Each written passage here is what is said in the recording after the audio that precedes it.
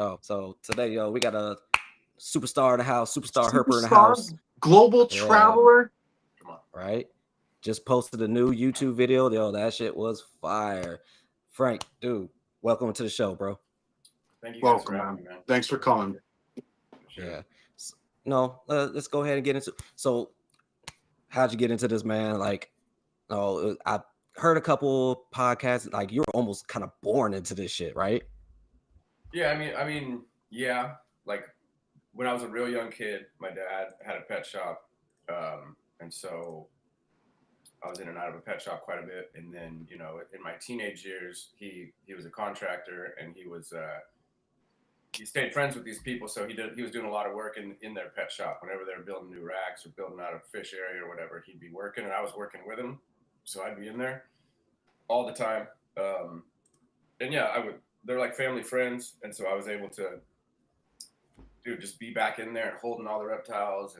And when the dude would, he'd be ordering from, back then I don't even know who it was, LA Reptile or freaking Glades or whatever, and he'd be like, "Hey, dude, like, you see anything on the list like that looks cool from your books or whatever?" And I'd, be just tripping out on all the different shit you could get. And yeah, like my dad just kind of, he was always into that kind of stuff. He was more a tropical fish guy, but he was just always into the weird animals. So like, it would be no surprise. Like my dad would just, bring home a parrot or whatever. Be like, "Yeah, now we got a parrot. Now we got two parrots." And like, "Oh, now check this fucking big snake out," or whatever. And I'd just be like, "Yo, that's awesome." And then he'd get me books, start looking at the books. And then my mom was always she wasn't into reptiles or anything, but she's just always been very supportive of like whatever I do, whether it be skateboarding or reptiles or whatever I'm into. So she always just was down for me to have stuff. But she also really kind of instilled like the whole research thing for me. Just because, like, a quick story I remember, man, like one of the very first, I don't know how old I was probably 9 or 10 years old. And I was reading these reptile magazines and stuff. And it was like, or not even, this was before Reptile Magazine. This was like, I don't know when it was, mid 90s. I'm 45 years old. I'm old. So I'm reading these books and shit. And it's like, oh, you can keep, when you get a big collection, you can keep stuff in shoe boxes and all this stuff. And I'm like, fuck, dude, the shoe boxes are cheap as shit. I got one from fucking Payless the other day, man. So I get this gecko, man. I put it in a freaking cardboard shoe box. Obviously, within 2 hours, that fool's gone. And I'm like, opening the box. I'm like, shit, where'd he go, dude? Like, how are people keeping these things in these boxes, man? Obviously, they're not talking about shoe boxes. They're talking about, freaking plastic boxes that go in these racks. But I had no idea. I was freaking 8 or 9 years old. But so she was pissed. She was like, dude, full knucklehead. Like, what are you doing? Like, you did shoe box? Like, about these animals, bro. They're going to come right out the lid and leave. Like, so she was like, you're not getting another lizard, period, until you, like, do some serious research. And, whatever the next animal that you may be able to get, you're going to straight up write me a report about it. You're going to learn all about it. You're going to learn about its habitat. You're going to learn how to keep it before you're even allowed to get it. And so that kind of like set the tone of like researching stuff. And I'm not great like in terms of like, I'm the same. Like I go to a freaking reptile show or whatever, and I see something that I want that I don't know about, I'm still going to get it. But, she just taught me the research thing that's key. And that's kind of where that came from. So both of my parents were super supportive. Growing up where I live in Santa Cruz is like, it's an outdoor place. It's redwoods. It's the beach. We don't have a ton of reptiles here, but it's just like, you raise your kids outside here. I was raised outside, barefoot, fucking in the forest, like that kind of stuff. So it was always looking for shit and digging around and flipping logs and yeah, my dad would always, he'd be at the job site, dude, and he'd be pulling out a foundation or whatever, and he'd find some crazy salamander, and he'd bring it home, let me keep it in a bucket for a while, and then, we lived backed up to the forest, and so he'd be like, once you lose interest, or once you're not taking care of it, or once, you've had it long enough, we'll let it go again. And so that progressed into me keeping freaking all kinds of stuff, all kinds of reptiles, and here we are. Like, it's like playing with friggin', goes from playing with Hot Wheels to getting a big Power Wheel to getting your first whip to friggin', pushing a nice car. So it's man. I never shook it, never got out of it.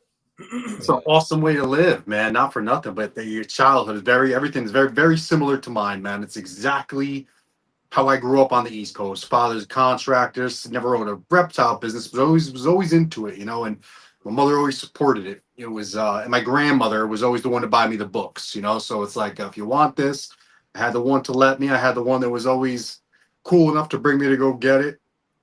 And my father bred big snakes back in the '80s, so I kind of had like the same scenario, running around the woods barefoot, catching everything that could crawl. It was just like almost a natural curiosity. To this day, I'm in the woods with my dog all day. And I said this to myself real quick. I'm walking to myself, and I'm like, what is the definition of being a herper if you by nature flip every rock everywhere you go anyway? What would I call being out herping if it's just what I do? It's what I do. No matter where I go, the first thing I do is look for what lives there. Just by nature and out of curiosity, I'm flipping stones, pulling bark off of stuff. I'm at the water's edge. I'm always looking for what's alive in this new place. Yeah, man, you're a naturalist, straight up. It's interesting. Very cool. Full blown naturalist. I get it. It's just that wonder, that boyhood wonder of nature that just never leaves some people, man. Some dudes, some chicks, and some just people, they don't have it in them at all. They want nothing to do with it. And I don't understand that, because I want everything to do with it. I'm the same way. I mean, I've flipped these boards around my house a million times. I still flip them. I know exactly what's up. I go look at them. No. I'm still looking. Oh yeah. Yeah. Anytime I go up north, I start going in there, looking under logs. Hell, that's where I started collecting all my isopods from. I was like, why spend $100 on some isopods when I get them down right here? Yeah, I mean, you're in Phoenix, aren't you? Or Mesa or something? Where are you at? Tempe. Yeah, so you got Herping freaking real close, dude. Yeah. I'm supposed to go up north to go see if we could find some those Elgarai, the Madryan alligator lizards. Yeah, Algeria. I mean, you can go down south and find them too. I mean, that's where I've found most of those. I mean, I've found them up in like Prescott and Flagstaff and that area, but most of them that I found were down in the Huachucas and the Sky Islands, like down southeast of Tucson. Yeah, they're easier to find down there for me. Up in the mountains, they're tough, man. I mean, at least for me, I haven't found them that much up there. But when I go down like into the south, like down on the border and stuff, they're usually I can find them. Okay, that's what's up right there. Yeah. Yeah, those are fun lizards, man. Algeria kingi. Yeah, I've heard like nothing but great stuff about these. Like our North American alligator lizards. I've heard nothing but great stuff about them compared to like the South American ones that we had like over in South America. Yeah. Like people have told me, it's like, dude, they so fun. I have never had a better time with a reptile than one of those. I was like, that's what's up. Definitely want to check it out. People sleep on Algeria. Like Algeria it's a pretty deep. I mean, it's not a huge genus, but there's I don't know, 6 or so species of them. Like in my yard, I got 2 species, which is pretty dope. And it's actually really an interesting place, like right where I'm at in Santa Cruz, because we have a Algeria coralia, which is the live-bearing one, and then we have Algeria multicarinata, which is the one that lays eggs. And I mean, dude, I can find them in the same damn bush, which is a trip. It's like, yo, one of you is at the upper limits of your range in terms of like once you get too far north, that's why they start laying live babies, because the climate and the habitat's not working out to lay eggs. And then the other one of you is at the further south end of your range where it gets too warm for you to hold babies. And so it's a trip. The way that kind of right here is where those 2 animals meet. But it's pretty dope. And I mean, dude, I caught one yesterday out by the barn. They're cool. Like people should keep them. They're neat. Oh yeah, very cool. So I would say, what's your? I mean, are you a big book collector? A bug collector or book collector? Book. Oh, book. Yeah, man. Yeah. I have. What's I'm that a latest real big one? book collector. I'm actually like, these days I feel like I'm more stoked on books than live animals even. And I mean, I never thought that I would spend, $1,500 on a book, but it's happened. And like, damn. So I'm very, very into the history of herpetology. And so like these books from back in the 1800s, way before cameras, dude, these lithographs and these plates that these fools used to draw back then are so sick. Like it's so funny to me because I was always about like, oh, it's got to have all the pictures and shit in it. Now when I'm buying a book, I'm like, I don't want any pictures. That shit needs to be 1800s and it needs to be the sickest plates and like that's what I'm about. Like, Yeah. I'll grab some in a few minutes. I'll show them to you. But like, yeah. So I'm trying to build up my library. I mean, I probably have close to 1,000 books. Damn. And yeah, I mean, I've got, the whole range. I try not to have a lot of books on like keeping stuff in captivity because it's like, for me, that stuff is, you can glean all that information from these field guides. I mean, you can get most of the information you need from field guides or from, critical thinking, or from me personally, like traveling. Like field guide, I mean, captive husbandry books, they just get old real quick. And I don't see the value in, I mean, some of them I see the value in, especially some of these really, really old ones are a trip, dude, because you read them and you're just like, yo, you guys are so fucking wrong with the shit that you're telling people to do. And I mean, this is straight up printed literature, it's a trip. So I kind of like to look at those. But for the most part, man, I'm doing field guides and I'm doing, old historical stuff and, scientific papers. Like you were showing on one of these podcasts, how you print them all out and like have a thick old binder of them. Like and I'm not trying to say that what you're doing is not dope. What you're doing is absolutely dope. I try to get the originals of them, and it's difficult. It's a pain in the ass, and it's kind of pointless unless you're really into this. Like, there's no reason for it. Yeah. I just like to have them. I like the smell of the damn things. Like all these old books, man. I like everything about them. The leather binding is super sick. They've got these killer little book plates in them. A lot of them have weird notes and shit. I have some that were written by really famous scientists. Like, it just, that stuff gets me really stoked these days. Where are you finding that type of book, those types of things? There's multiple places online. You can find them. There's Abe, like ABE books. That's a good one. There's a couple Facebook groups where there's a few dudes who constantly buying and reselling books. And then friends, man, like I try to, if I see someone who's really, really into collecting books and stuff like that, I try to, hit them up and just be like a little small talk and whatever. And then, you just be like, yo, if you ever have any extra books or you're going to get rid of something, let me know what you have. And I mean, I got friends all over the world that they'll send me books. I'll buy books from them. And yeah, man, just like collecting books. I got one right here, dude.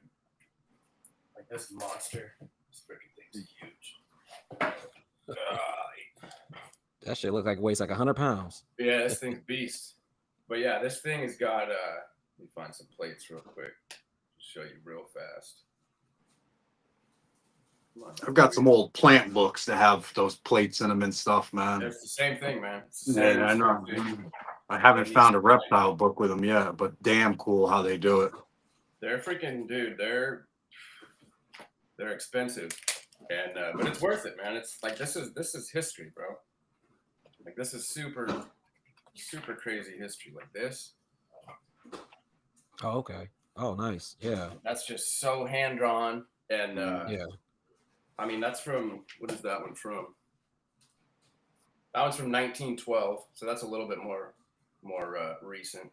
But I mean, a lot of these authors, man, that write these books, like, it's pretty dope because you'll be like, wait a minute, like, Barberi, like Thomas Barber wrote that, and there's Aristologus barberi, there's friggin' Spiridaculus barberi, there's different species that are named after these scientists.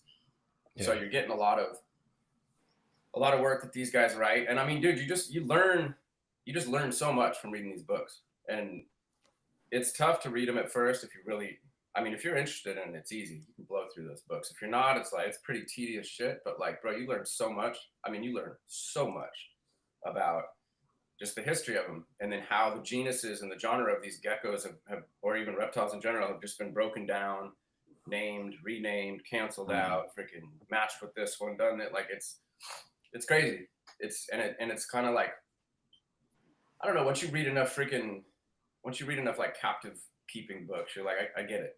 And you just kind of want to move on to some of this other stuff. Yeah, no doubt. I don't even keep them, Frank. And first of all, my big spiel with that is it's not that they don't have their place for certain people, but I'm a big nature guy, like I said. When I keep an animal, I want to know how it lives in the wild. I don't give a shit how Joe keeps it. I don't care what Mike does. I don't care what these people do.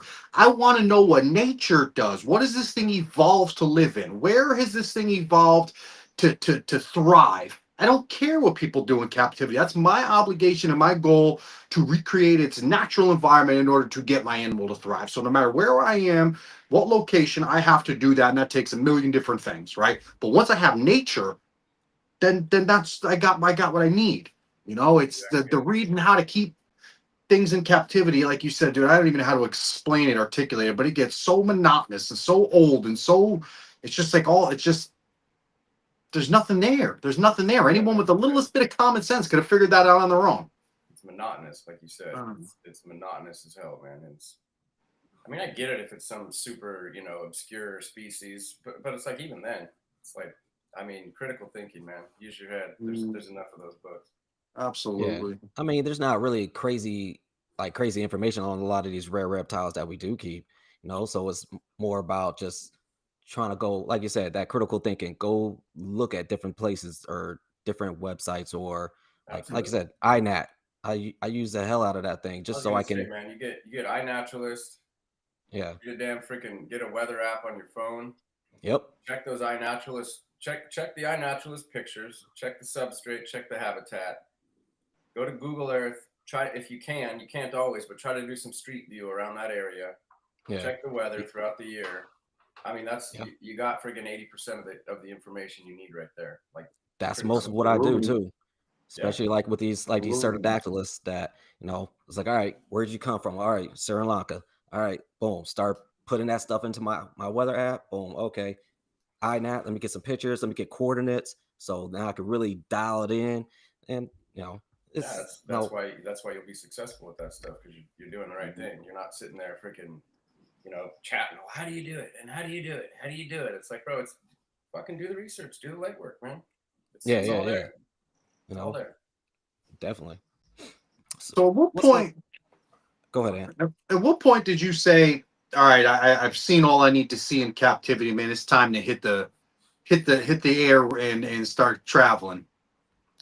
I mean, I've always been herping, and I've always kept animals. To me, and I've talked about this. I think I don't want to go too long winded on this, but like to me, it trips me out that like you said, like what is a herper? Like to me, like a herper, like it shouldn't be two separate things. Like to me, it's like, yo, you keep reptiles, you go look for reptiles. It's the same damn thing. Like you cook food, you eat the food. Like it's the same thing for me, man. Like that. So I've always been like, okay, so I can keep these, and one day I'm gonna go see you guys in the wild. I can't afford that yet. I'm a kid, but I can do this. I can get in the car and drive down to the desert. So I mean, once I was, I think I was probably 15 or 16 years old, is when I would actually I had a buddy of mine. He's in a lot of my videos. His name's Greg, but he's a little older than me, and he was just like, he's like, dude, I'm going to the desert. See if your mom will let you go. I was like, yeah, because I was like 15 or 16, and I she was like, all right, do it. And yeah, he took me down to the desert and just freaking found our first, collared lizards and gopher snakes, rattlesnakes. Just opened my eyes to that. And I mean, after that, it was like that was all that mattered. Was like, I'd have my collection at home, but at least once a year, man, April, May comes around, I'm hitting up Greg, we going to the desert? We going to the desert? We're going to the desert. So we go down to the desert. And then it just got more comfortable being down there. I started going by myself if he couldn't go, or I'd go with other buddies. And then, yeah, my parents, they'd be like, oh, we want to do a family trip this year. And where do you guys want to go? And I'm always they're like, do you want to go to Hawaii? I'm like, fuck no, dude. Let's go to freaking Costa Rica, or let's go somewhere where there's animals. I mean, no offense to Hawaii. There's nothing there. So I'd always just, I'd be wanting to go to, Mexico or Costa Rica or freaking Belize or the Bahamas or somewhere that was like, they want a family vacation. So it's like, let's go somewhere tropical, but let's also go somewhere where there's going to be animals. And awesome. So those were kind of my first, not necessarily overseas, but like international trips where I go down there, get out in the jungle, get comfortable being out in the jungle. And, my parents would always be like, you can look at guides and see if they want to take you out. And I'm like, no, I don't need any of that shit. I just need a trail and a flashlight. And, there you go. be dope if you guys want to come with me because it's sketchy at night by yourself. But especially when I was younger. But yeah, man, I just went out there and I just wanted to find the thing. So me knowing that, like, I'm sure it's like this for you guys too. Like when you know that like you're there, like me knowing that I'm in the habitat for something, like that's almost enough. Like even if I don't find it, walking down that trail, being like, dude, they're here. Like I might not find them, but they're fucking here. Yeah, and you get the well. All right, before I start talking about this stuff, we did get a question in the chat, from Kat. She asked, "Is using scientific names for geckos more important than using common names?" Because she's an arachnid person, so no, they always use scientific names. I like to use scientific names for most of my stuff too. I don't know. What about you? Yeah, I mean, I don't use common names ever. I don't know a lot of the common names, and I'm not trying to like, well, I'm a scientist guy, but like, I've heard you guys talk about it with other people. Like scientific names, there's a binomial process for a reason, and the reason why we use scientific names is because you can automatically identify an animal without playing the whole velvet gecko, fucking thick-tail gecko, barking gecko, freaking this gecko, that gecko. It's just, if you're talking about barking gecko, Underwoodosaurus millie, Tenepus garrulus, there's a ton of freaking barking geckos, and but if I say Tenepus garrulus or if I say Underwoodosaurus millie, you know what I'm talking about right off the bat. Yeah. And so I always use, I guess I'm used to using it, and I think that just like comes from the reading and all that kind of crap, and just talking to like my European friends and whatnot. They don't use common names. You can't even understand them using the Latin names anyways because it sounds so weird, and they can't understand me. But it just makes a lot more sense when you're talking like that. But I mean, I get the common name thing. It's easy, and it works for some species. Like, and if I'm talking about just like a leopard gecko or whatever, I might just say, yeah, he's like keeping leopard geckos. He's keeping a crested gecko. Or depends on the person you're like talking Chihuahua to. is like, I guess, the common name. It's like nobody calls it anything other than a Chihuahua. I mean, what are they going to call it? A freaking, what is it called? O'Shaughnessy's freaking mossy gecko or some weird ass name. Yeah. So to answer your question, yeah, I feel like using the correct Latin is very important. Boom. There you go.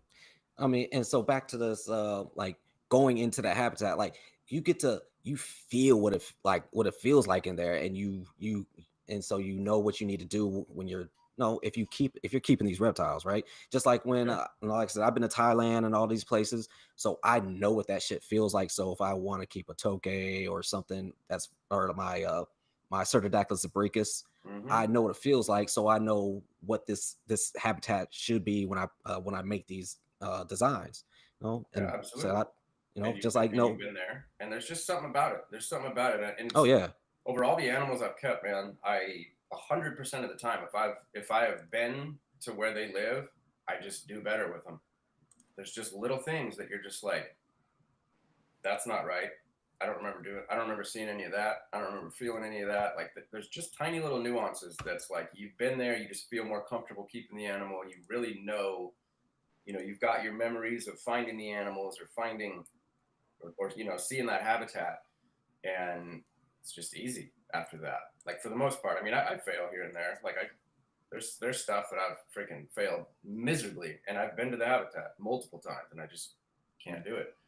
And I mean, there's always going to be species like that, but generally speaking, like once you've been there, I just feel like you just gain so much more of an understanding for how to keep the animal. And I mean, I think that should be everybody's goal in the first place, is to really understand all the aspects of the animal, especially if they want to keep them in a cage. Understand the animal, know the Latin, know the habitat, know the requirements, know everything you can about that animal. There's no reason not to. Like, know it all. There's absolutely no reason not to. Know the history. You can know where they're going in the future, what you think's gonna happen, and like just learn it. It's rad to feel.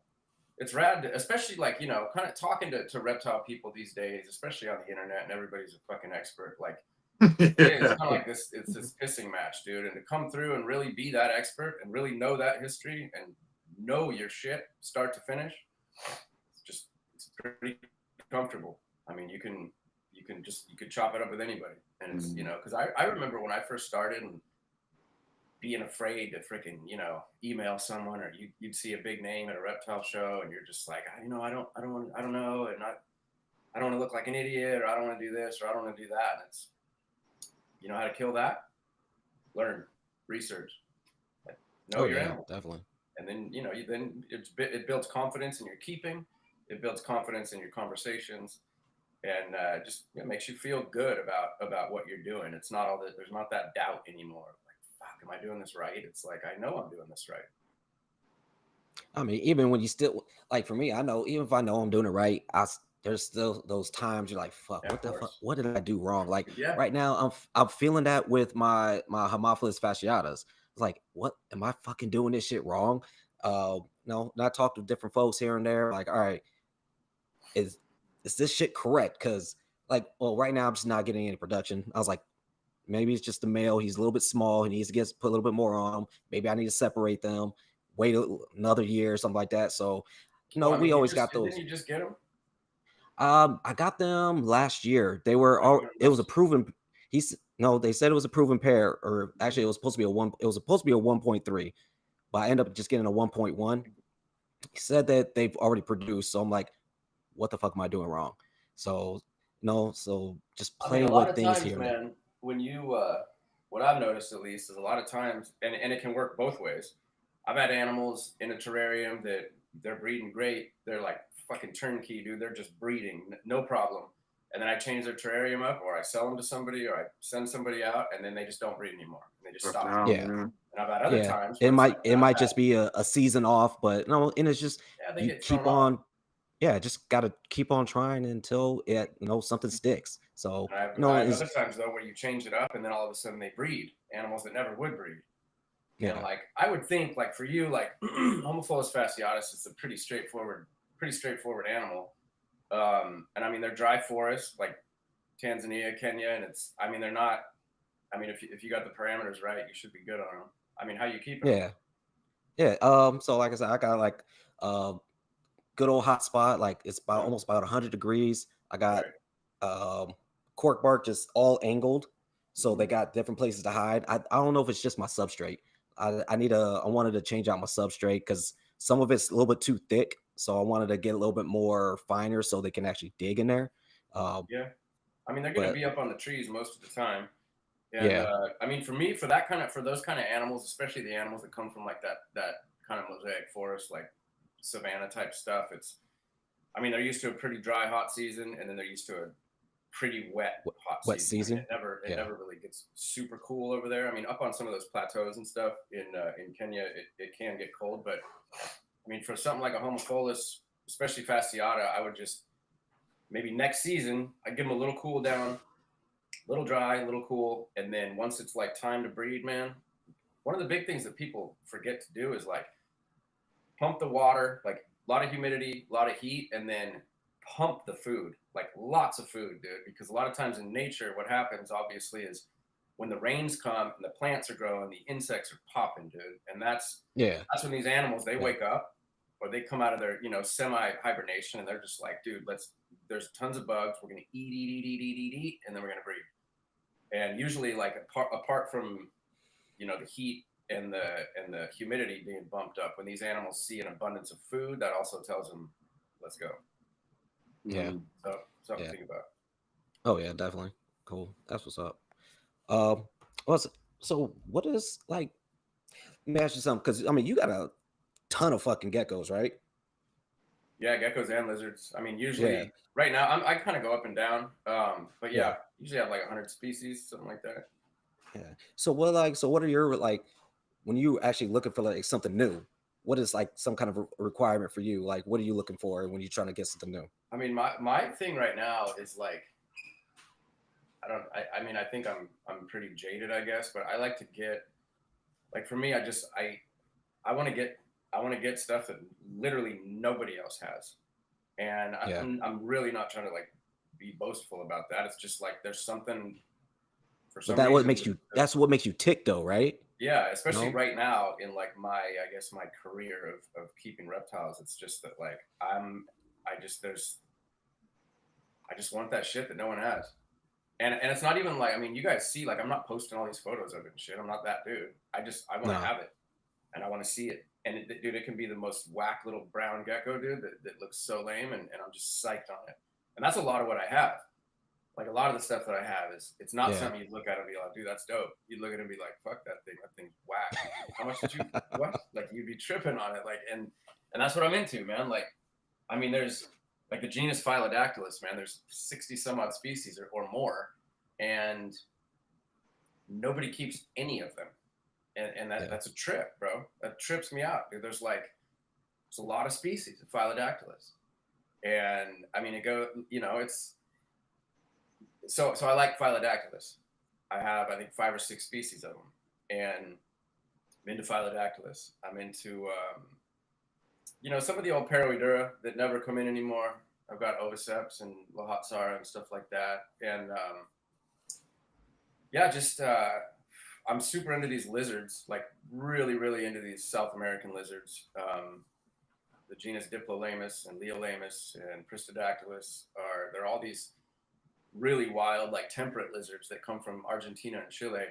And in Santa Cruz here, I'm able to keep them outside. And that's like really changed my whole life in terms of keeping reptiles. It's got me to the point where I'm like, yo, I don't want to have anything inside. Keeping stuff outside, dude, is so sick. Like, it's so dope.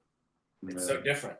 I don't even know what it is. Like, you go out there and you just see these animals like living their best life in cages, of course, but like, dude, they're basking. But they're getting the natural sun. Man. They're moving with the sun. The shade's coming. They're having to, dude, it's so sick. It's so sick. And so I've been trying to get these animals that are impossible to get. So spent arm and a leg and lots of different ways to get these things. But it's been tough, but I've managed to get some.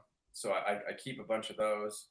And then, I mean, I keep some stuff that people keep, of course. Like, I have Nephris amiae. I've got the friggin' Oidura fimbria. I've got, what else do I even have? Who knows? I've got some Strophers. I got Intermedius and Ciliaris and Wellingtoniae. You got Wellington. People have been looking for that shit. Yeah, they do. Oh, I don't post it all, man. I got my things. And it's also kind of fun when people are, that I have a little bit of fun with that. When people are like, oh, those are gone, those aren't in captivity. It's like, well, they may be. They may be. I don't know. And that's fun. Because you can read the writing on the wall with a lot of that shit. You can see that happening. Like, with your Gecko Ella, bro, your Pseudodactylus, like, that's the kind of shit where those things, it takes a couple of years of people not paying attention to those things, and they're gone. And they're not coming back. It's like Homophilus fasciata. Those things used to be freaking $5, bro. Like, exactly. Giveaway geckos, man. They come in like garbage. But now they're friggin' people are clamoring over them, trying to find them because, Tanzania shut down. Kenya shut down. You can't get them anymore. And it's a nice, small size little gecko. They got a bunch of attitude. And, people also trying to complete the set. It's like, oh, I got Wahlbergi and I got the Blazodactylus from Madagascar. It's like, what's next? Oh, shit, I need to get fasciata. So, and then they need to complete their little set right there, which is something I like to do too. Like, once I get a species or, one species of a genus, it's kind of like, well, let's keep going with this. Let's get more of these. And I heard you talking about like Pseudodactylus, and I was like, good luck with that, doggy. That's 360 some. Yeah, I know. That's why I keep saying, like, that shit keeps going up.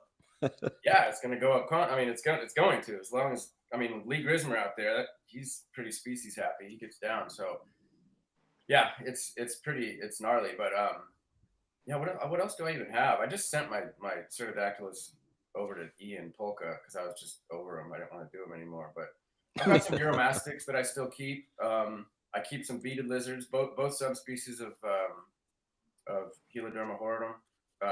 And then I got some gecko species. What do I have? Xenosaurus. I've got Xenosaurus numenorum and Xenosaurus platyceps. Pretty good group of those.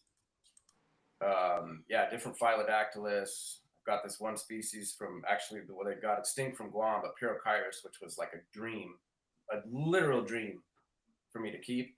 It's this freaking tiny little yellow kind of house gecko, Lepidodactylus looking thing. They're only from that little island off the south coast of Guam, which is called Cocos Island, and then some of these other tiny little islands in Micronesia. this thing showed up, man. From some scientist guy through another dude. And I got him, and I was just tripped out. I never thought I'd see these things in my life. And so, I mean, yeah, dude, you also like, I guess I'm patient, man. I've been doing this for a very long time. Like, no joke, longer than most of these kids have been alive. I've been keeping reptiles for 35 plus years. And so, you know, you see a lot in that time frame, especially when you're like, dude, I've been living this shit for that long. And it's like, I don't want to get too wild with it, but like, I've dedicated my life to this shit. It's not even like, it's weird to me, man. It's like a third arm or something, keeping reptiles. It's always there. It's not I'm over it, I'm going to get rid of them. I mean, I have those thoughts where I'm like, I want to get rid of fucking all this shit. I hate all of it. I'm over it. It's so much work. But it's just part of my life. It's like breathing air and drinking water, man. I got my reptile. There you go.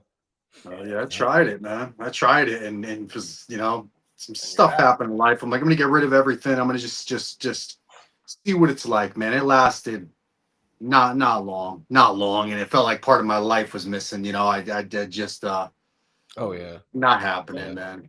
Not happening. It's and just I don't care. That means that you know, you're meant for it, man. You're here for it. You see in the background, you got all your cages and stuff. Again, it's odd. It's like kind of like you said. Some people are born with this thing, whatever it is, and some people ain't. It's not anything to me, but everything I am. You know, like it's hard to explain. You know, I fish, I hike, I catch shit, man. It's what I do. You know, it's. I love it. I mean, I do the same.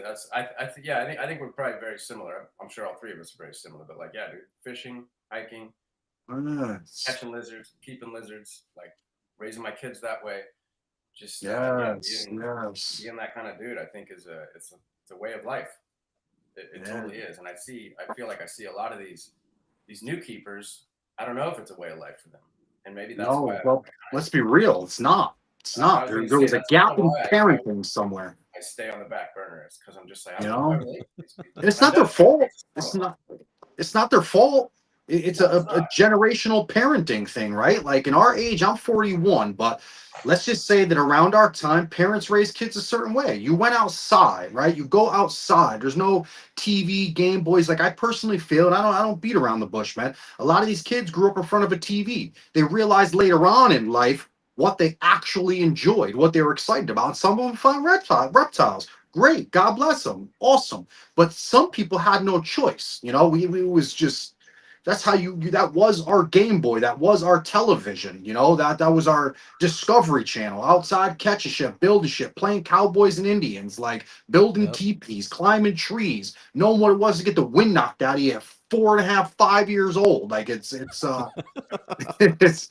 it's different. And again, I'm not knocking them. It's just with the whole parenting and culture in general, American culture, it's easier to raise your kids inside than it was for it's 10 o'clock. Where are your kids? You know, it's I don't know. I agree, man. As soon as the lights turned off, on the street lights turned off, get your ass back inside. That's what it was for me. Yeah. So, yeah. I mean, that's what. Yeah, I think our generation is. We had it. Mm. I think we had it a little bit even easier than them because they have. You know, we didn't have all the distractions. It was like, yo, go the fuck outside.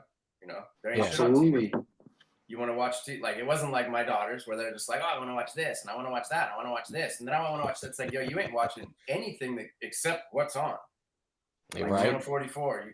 Most of the time it was on there. That's what you're watching. Yeah, shit. I couldn't watch it. My dad be watching some golf or something.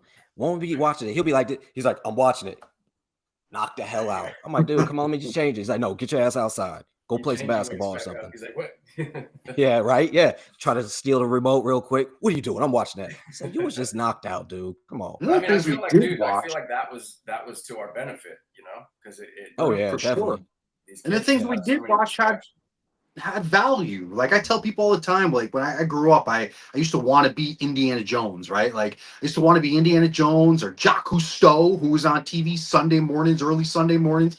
I mean, not to sound like a weirdo, but that was before my father woke up and opened a gun box and let us clean guns for fun. I mean, that's like just super different, weird way of living, you know. And it's those are the good old days, bro. It's man, yeah. So do you take your kids when you do these Like when you go overseas or something, do you take your kids with you? I don't take them overseas yet, like the big long trips. But like Yeah. if I do Mexico or something like that, like usually I'll take them. It Okay. just depends on like the trip that I'm gonna do. So like if I'm gonna drive down to Baja or something and go look for geckos and look for snakes and stuff like that, and I've got a plan to where it's like, yo, I'm gonna get a house. You know, the house is gonna be on the beach, and the wives can kick it and do their thing, and then me and a buddy or whatever can go out and herp. Then yeah, I'll bring the kids for sure. But if it's gonna be like I'm gonna go down and we're gonna pay these local people to stay in a shed and eat freaking chicken water and go look for xenosaurus in their yard. Like I'm not gonna bring Just kids. stay home, man. There's certain Bro, you places said you just don't chicken put water. Yeah, put their safety on the line, to be man. honest with you, man, the kids would have been pumped because it's like there's other kids they'd have played and just done their thing, which would have been really cool. But it's just I can't be watching them. I gotta go and find these lizards, and so they stay at home. Yeah. I've taken my Yeah, you wife can't on have- some pretty gnarly ones though. She Yeah. went to the Middle East with me once. That's cool. Yeah. We went down That to was the Ecuador. Oman one, right? What's that? That was the Oman one. Yeah, she went on one of the Oman trips. I've been to Oman 6 times, but yeah, she went on one of the trips. Damn. Oh, sure. I mean, that's the thing I'll do, man. Is once I kind of get in the zone, I'll keep going back until I found everything, and until I really feel like I understand what's going on. And at that time, one of my best friends, German dude Mickey, he was going to Oman a lot, and he was like, "Yo, you should come to Oman with me." So I was like, "Yeah, fuck yeah, let's do it." So we went. Yeah. And yeah, it was so fun. And him being in Germany, it's a pretty quick flight for him, so he goes like all the time. And my buddy Paul was like, he knows Mickey too. He's like, dude, let's go together. And I was like, all right. So we met in the Emirates and then flew down to Muscat, Oman. And our first trip, yeah, it was crazy. It was so eye-opening. I'd never been to like that full-blown Muslim country like that. It was a trip, really a trip the first time I went. And yeah, just seeing all the stuff I've dreamed of seeing in the wild was insane. Like, you show up and it's, dude, you're right off the bat. You can, I mean, like Prosteris carteri, they're just fucking literally everywhere. They're all over the place. And I mean, that was one of my main targets. And on the way there, you're kind of like, damn, I hope I find these, or I wonder if I'm gonna find them. And it's like, sometimes you get there and it's like, by the time you're done, you're like, man, I could probably do without ever seeing one of those again. Man, I've seen so many of those damn things. But then, sometimes you miss out. Like I think on my first trip, we didn't see a Euromastix Tomasi or Tomasi. We didn't see one, which was a bummer because that was like a big one that I wanted to see because I keep those. And so it took me a couple trips. I think maybe the second or third trip we started seeing them. But yeah, I mean, there's so many geckos and so many different snakes and stuff like that. And then there's new species, and we're always trying to find new species. And we know some scientists to where we can send, hey, we found this. What do you think? And sometimes they'll send back and be like, oh my gosh, that's probably a new species. Let's go look at it, blah, blah, blah. There was one species down there that there had only been like 4 or 5 of them found like in 100 years. And we found like freaking, dude, like 30 of them in like, I don't know, half an hour. Shit.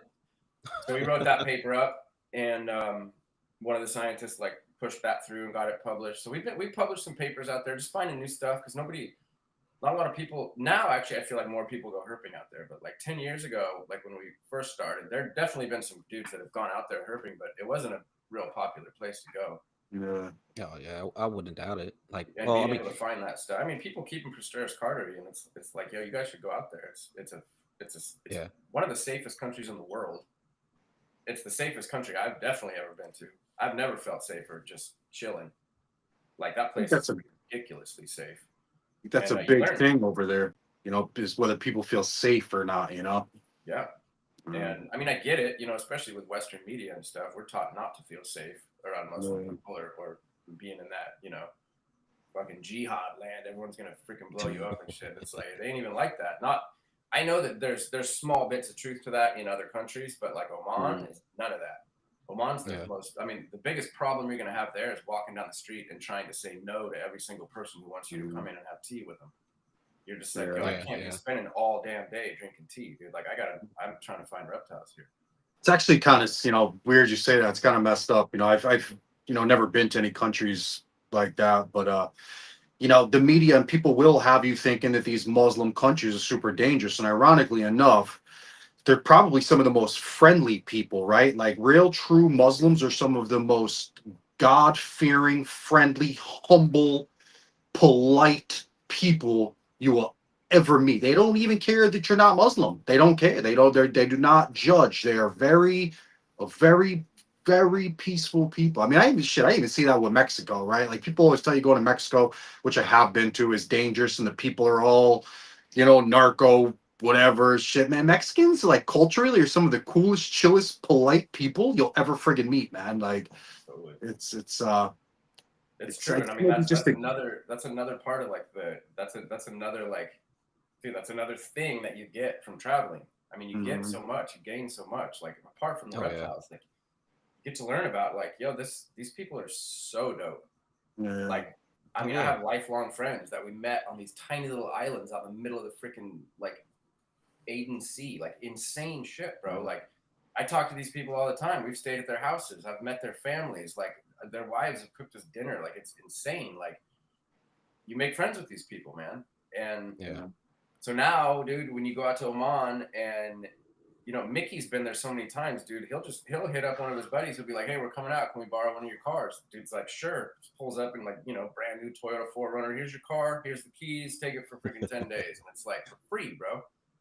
Nice. They're so kind, and it's just, dude, people should go there. It's so rad. It's so good for herping, and it's so easy to just cruise around. No one gives you shit. They don't speak English, but you figure it out. And the food's really, really interesting and good and wild. And everybody would be breeding Prosteris carteri because it's like, dude, once you see how to keep them, they're easy. Sure. They're super easy. Yeah. Not to undervalue anything you've ever contributed to the hobby, right? But from my point of view, one of your greatest contributions to the reptile hobby was at that gecko symposium where you were like, how many of you people went out and bought a gecko for this much? You could have bought a plane ticket and went to this place and seen them. And I really think because people have this whole thing with traveling misconstrued, man. They don't get it. For a price, for a set price, right? Like an animal you keep that may live and may die, you can actually buy an invaluable piece of time, right? Like you can travel and go somewhere that you cannot put a price tag on, see things that it's just not impossible. You just got to take action. You know, you got to step up to the plate and say, this is what I'm going to do. It will change your life. It can literally change your life and change how you view this world that we all share. If you just traveled, go see some things.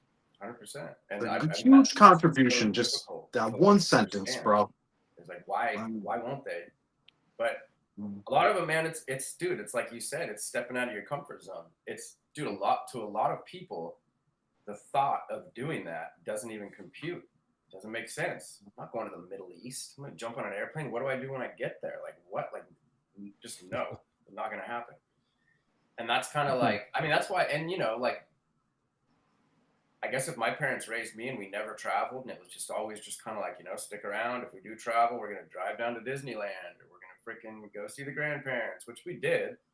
But that's kind of what I was trying to do, is just kind of open up people's eyes. And I mean, I'm not some freaking philosopher or poet or anything like that, but I've seen what it's done to me and to my friends.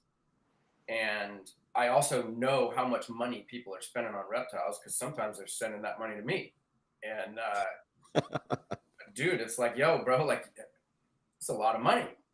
You could absolutely have a trip out of this money.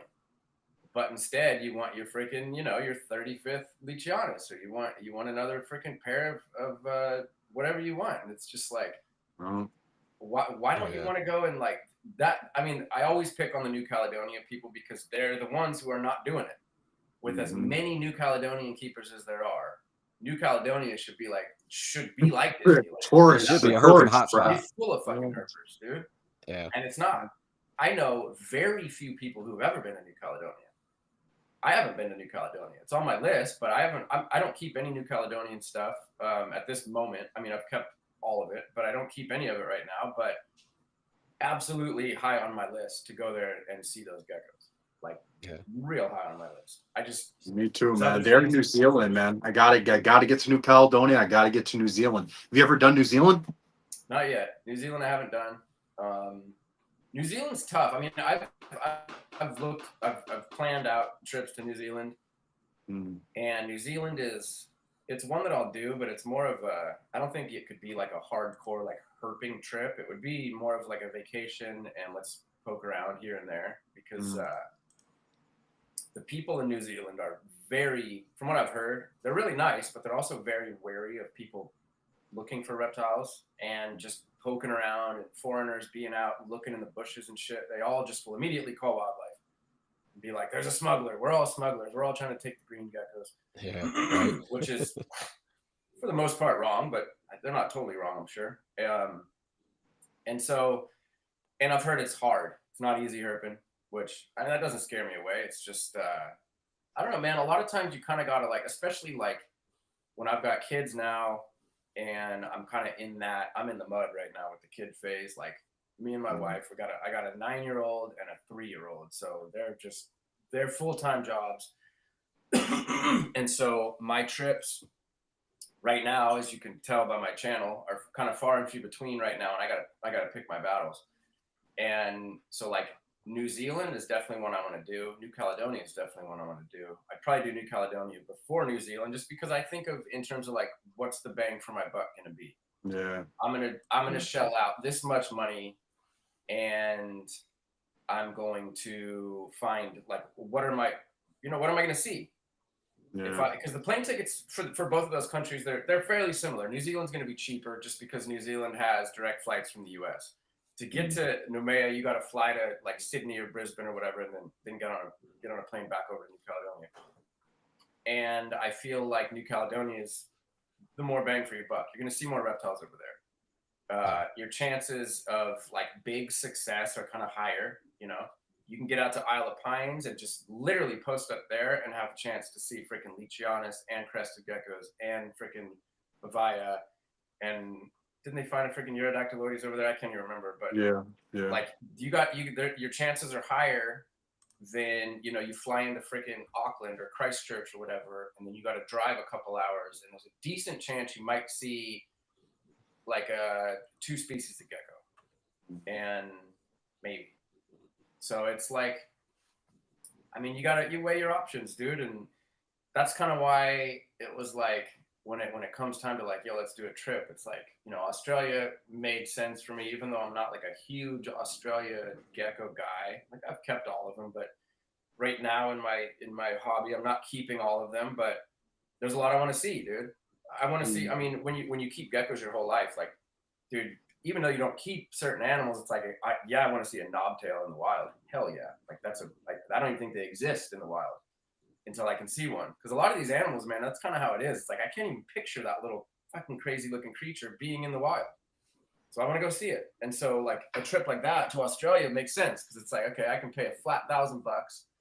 I can be over in Perth.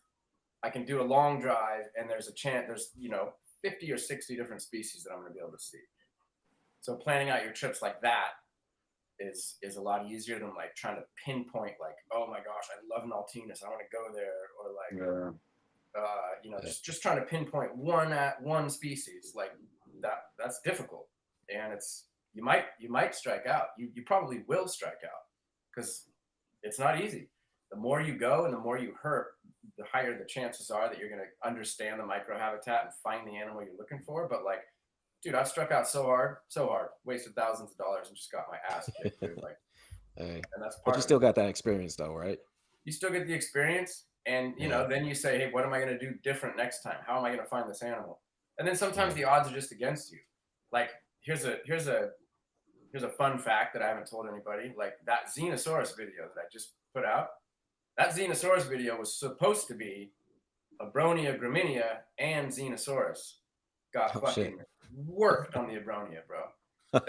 And it was not our fault. There was gnarly forest fire. It just happened to be gnarly forest fires the week that we went up in those mountains where the Abronia live. And it was super dry. We kind of skirted around the outside a little bit and stuff, and we struck out on them. I mean, we spent 2 days looking for the damn things, didn't see a single one. And I spent a lot of money to go down there. And I spent a lot of time. Hard to find regardless, though, man. I hear they're not easy to find. Yeah. So, got a question in the chat for Frank. JP asks, like, so all this herping you've done, what has been like your favorite finds? Oh, geez, Louise, favorite find. I mean, there's been kind of just those I guess Achilles heels for me, which I mean they wouldn't be spectacular for other people, but like Coleonyx Fataki was one. That was a huge one for me. I knew you were about to say that too. I mean, that's just the one. I mean, I look for those things still to this day. I've never found one in California. I've looked for them for close to 30 years, 25 years or something like that. I've been down there hundreds of nights, been down there in the freaking perfect habitat, perfect temperatures, the light rain. I mean, the shit that just brings all the animals out, and just could not find them. Yeah. And then I've had buddies go down there, herp a couple nights and find one. It just drove me nuts.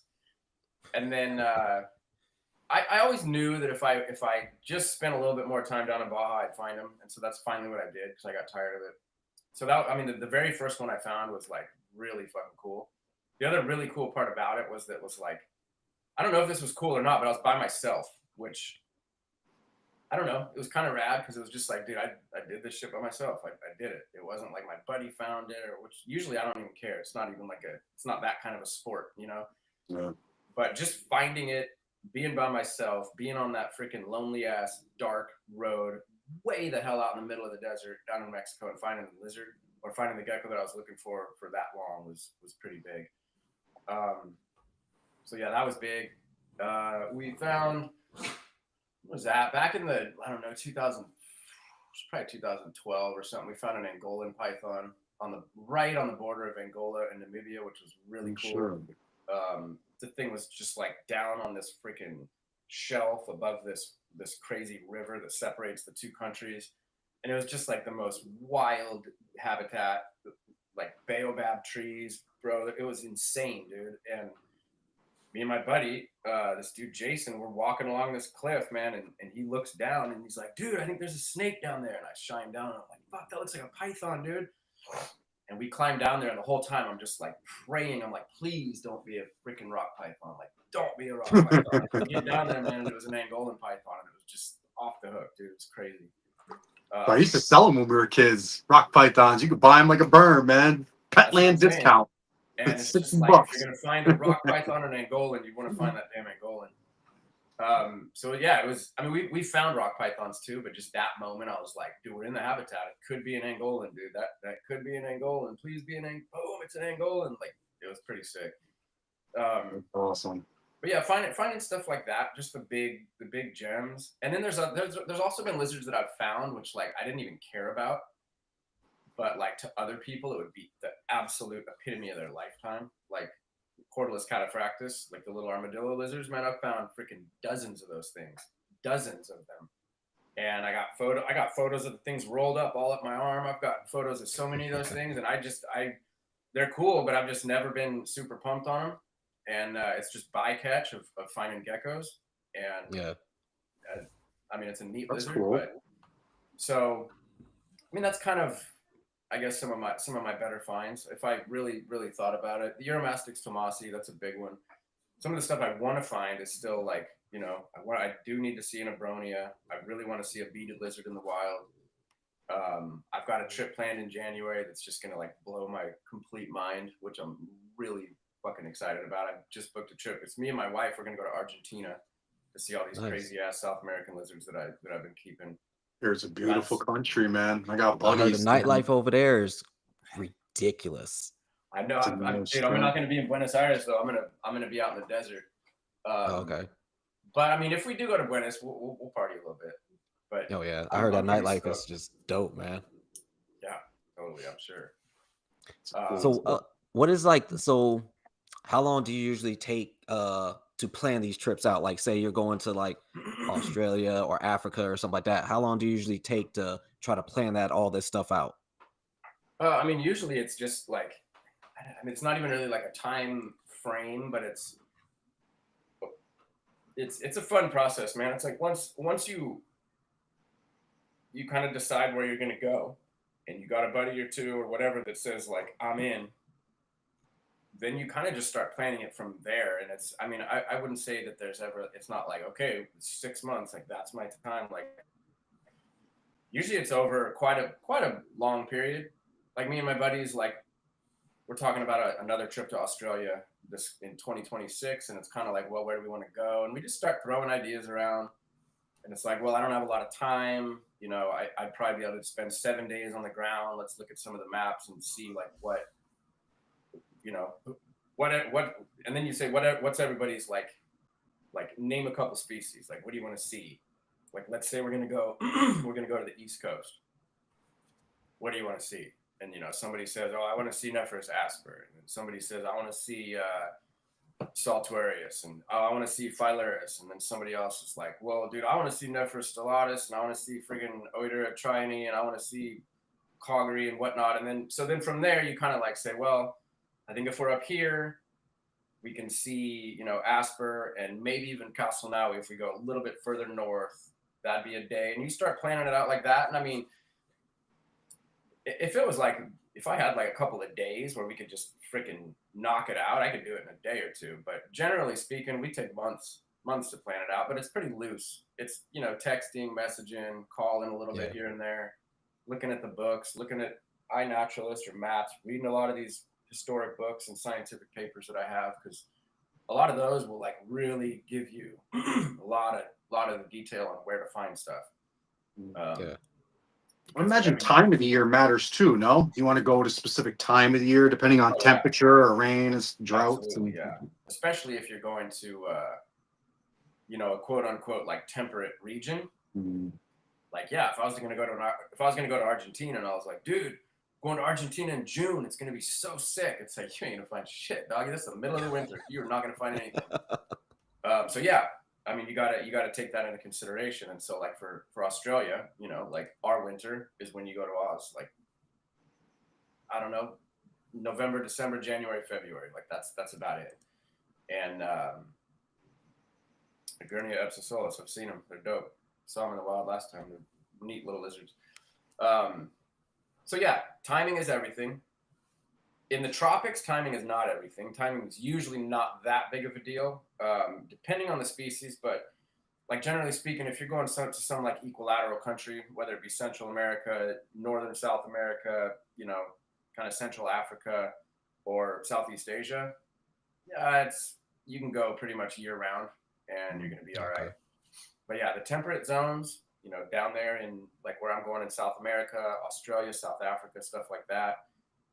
Or if you're, you know, if you're herping Europe and Russia and China and things like that, you definitely got to pay attention to your seasons, because if you go in winter and you're going to where animals hibernate, you're not going to find anything at all. Yeah, for real. Super bummer. Yeah. Go ahead, Ant. I'm about to get this presentation. Have you ever kept an animal, like an animal before you went somewhere and then went to the animal's natural range and said, you know what, I'm not going to keep it anymore? I guess has going somewhere ever made you second guess keeping a species in captivity? I mean, to be honest with you, like I'm almost there right now where I'm just like, I don't know if it's because I went there where I'm like, I don't want to keep this anymore, but it's almost like just keeping, I don't even know how to explain, like keeping stuff outside has got me feeling pretty lame about keeping stuff inside. Just because I don't know, man, I see the animals how they act outside, and it's just like it's so different. And I want that for all of my animals. And I think that there's always going to be some things that we're missing in captivity. Whether it be, like I was saying earlier, like, and I'm surprised nobody's ever done this. So maybe like the reptile manufacturers, like, what's the deal? Like a light that moves like with the circadian rhythm of the sun. You know what I'm saying? Like it would move across the terrarium over the day and then turn off and then reset and do it again. Like, because it trips me out. Like that's one of the things I notice the most about watching them out there is like they bask in one spot in the morning, and then towards the later in the day they're basking in another spot. And I don't know. I really like keeping stuff outdoors. And in terms of like, I've definitely tried to keep animals multiple times, failed, went to the habitat, like was like, yo, this habitat's pretty chill. Like I mean, I feel like I'm doing most things right, try to keep them again, fail, and then just gave up on them. In terms of like seeing them in the wild making me not keep them anymore, I don't think so. I think if anything, seeing things in the wild will make you more stoked to keep things. Like it just gets you pumped. Like dude, before I went to Australia, I was like, I didn't have any desire to keep knobtail geckos. When I got back from Australia, I was like freaking buying knobtail geckos. And dude, the Angolan python thing, I never really, I mean, I knew Angolan pythons were dope. I didn't care that much about them though. Dude, within a month of me getting back, I bought a pair of Angolan pythons after I found one. Like, to me, it turns the volume up rather than turn it down, and it gets you psyched. Yeah. So what made you, so for like the knobtails, what was that one thing that made you say, you know what, I want these now after being out there? Dude, I think just seeing them and just realizing how stoked I was to see them. And just like, I think that's it. I mean, I don't really have an answer. It was just kind of like, man, this is so freaking, like, it's a religious experience, bro. You read about these things your whole life. My whole life, dude, since I was 9 years old. Like, you open a gecko book, and every single gecko book you ever open always has knobtail geckos in it. And to be, I guess, 39 or 40 years old, however old I was, and then seeing them in the wild, like, no joke, was like a religious thing. It was crazy. It was crazy. And it was they're like, little gangsters, man. To hang and then thrive in those environments where they are, like, they're badass little animals, man. Yeah, they're gnarly, dude, and they're just out there cruising around, and it's just sick. It's sick. And I mean, all the geckos, dude. Like, it wasn't even just knobs. It was Stropherus too, and it was like, dude, I've never wanted to keep Heteronotia, and I was like, dude, I kind of like these now. I never did, but like seeing stuff like that, man. Like, I guarantee you, like, you go to Oman, you're coming back, you're gonna have Prosteris. Like, you're gonna be wanting to get them. And there's plenty of other stuff. After I watched your video, I was like, oh, should I go ahead and get these now? Fuck. I mean, you should. They're pretty dope. And that's another gecko. Like, that's one of the geckos that, like, a couple years of bad breeding and people not really paying attention and not buying and letting breeders get rid of their babies and shit, they could disappear. I mean, right now they're popping. Like, they're pretty over right now. I see them on Morph Market all the time. Yeah, and I mean, those are freaking, like, the price on those is so freaking juiced. Like, you can get them in Europe for nothing, but they're freaking, they're just like, they're neat. They're neat geckos. I mean, I don't keep them anymore as of, like, I don't know, a couple of weeks ago. I sent some over to Ian just because I've kept them forever and they're neat. But like, that was a gecko that I was keeping wrong until I went over there for sure. Ian's a cool dude, by the way. Fucking character. He's a funny guy. He's a weirdo. Yeah. We had him on, man. He's a sincere dude, man. He's a good dude. Yeah, he is. I've known him and his wife for a minute now. They used to live out here. About 2 hours away from me. So I'd see them at the reptile shows, and then they came out to Tinley when I was out there. So yeah, they're good people. I like them. They're Ian's like he's almost like my little vault where I can just be like, I don't want to keep this stash anymore, these geckos in here. but I can fucking put them over here and he'll breed them and hang on to them for fucking ever and continue to breed them, but not blow them out all over the internet. And then I can just go back and be like, hey, dude, I'm ready for these back, and he'll just send them back. So Ian's he's always good for that. And he does great. I mean, he's real, especially with tropical stuff, man. He's really good with the tropical stuff. Like, he breeds the Thecodactylus rapicauda and acts like it's no big deal. Who else is breeding those? Those are hard to breed. Exactly. Those are not easy. I haven't seen many. Yeah, I have not seen many people actually breed those, and they're not easy to breed. I mean, the other ones, the freaking Oscarod prenorm are fairly easy to breed, the white and spotted ones, but these normal rapicauda from South America, they're not easy to breed. Yeah. And I sent him his group, and he's been freaking pumping them out. And that's another gecko. That's like a perfect like comparison to like Homophilus fasciata. Like, Thecodactylus were $15 geckos, and then they disappeared for like 15 years. And then they were like a $400 gecko for a minute, and now they're kind of back a little bit again. But like, I mean, it's crazy when things disappear, dude. This picture that's on the thing right now, Teratoscincus przewalski, these were freaking common as all hell. There's maybe one or two of these in captivity in the United States right now. I know there's like a male floating around and everybody's looking for them. But they're gone. And shit happens like, I mean, all of the Teratoscincus, apart from Kaiserlinii, are fucking gone. There's no friggin' Roberowski anymore. There's no Skinkus. when I say no, I mean there's very few. I know there's one or two floating around here and there, but like, dude, there's nobody with freaking groups anymore doing that stuff. I mean, maybe freaking Larry Boyle and Tim I think they have a decent group of some Tradoskincus, but that's about it. Like shit disappears, dude.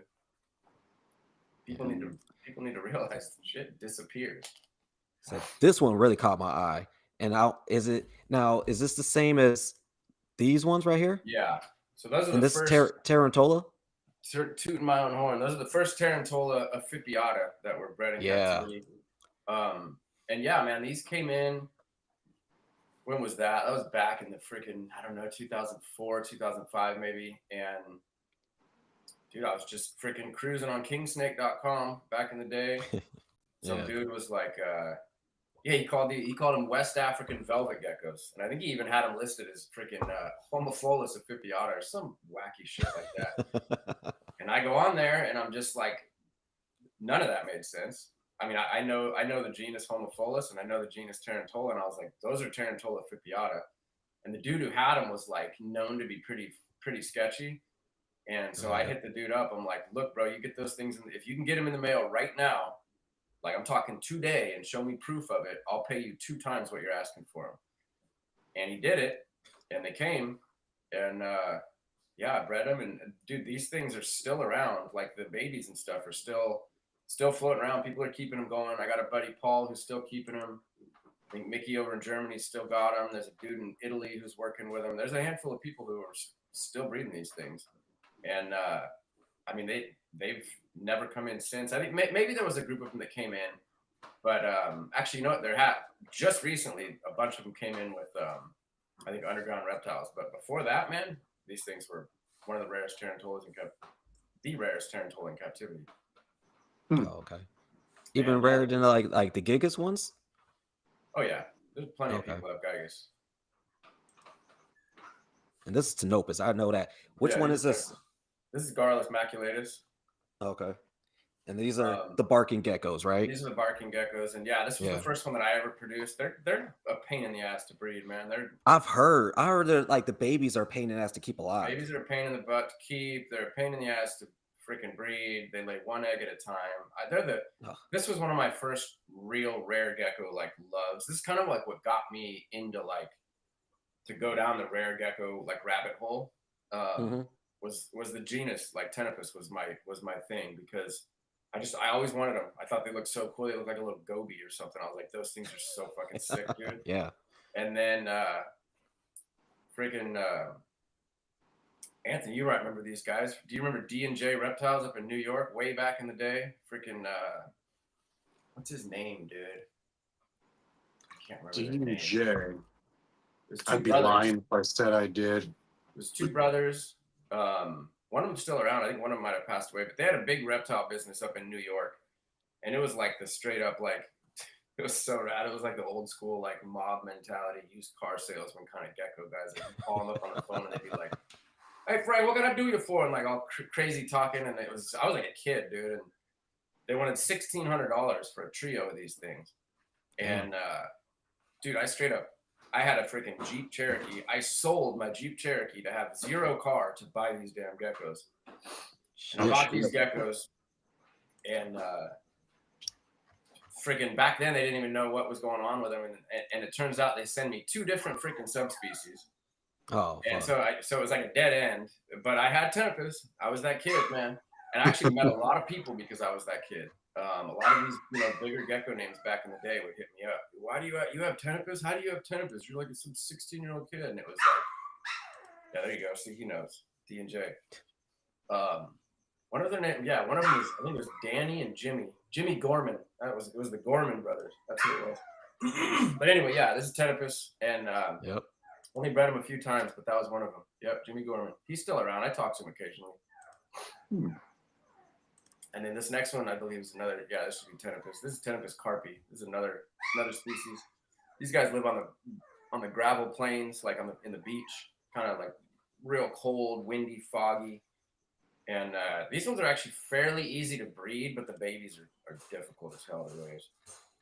Yeah, I've always heard that. It hasn't kept me away from wanting to actually try my hand at them. I just haven't found people that besides, I think like maybe like Joe Hupp or somebody had some, but Joe got Koki a while back. I think Joe got his yeah, Koki from Bill Gaines, and Bill Gaines got his Koki from me way back in the day.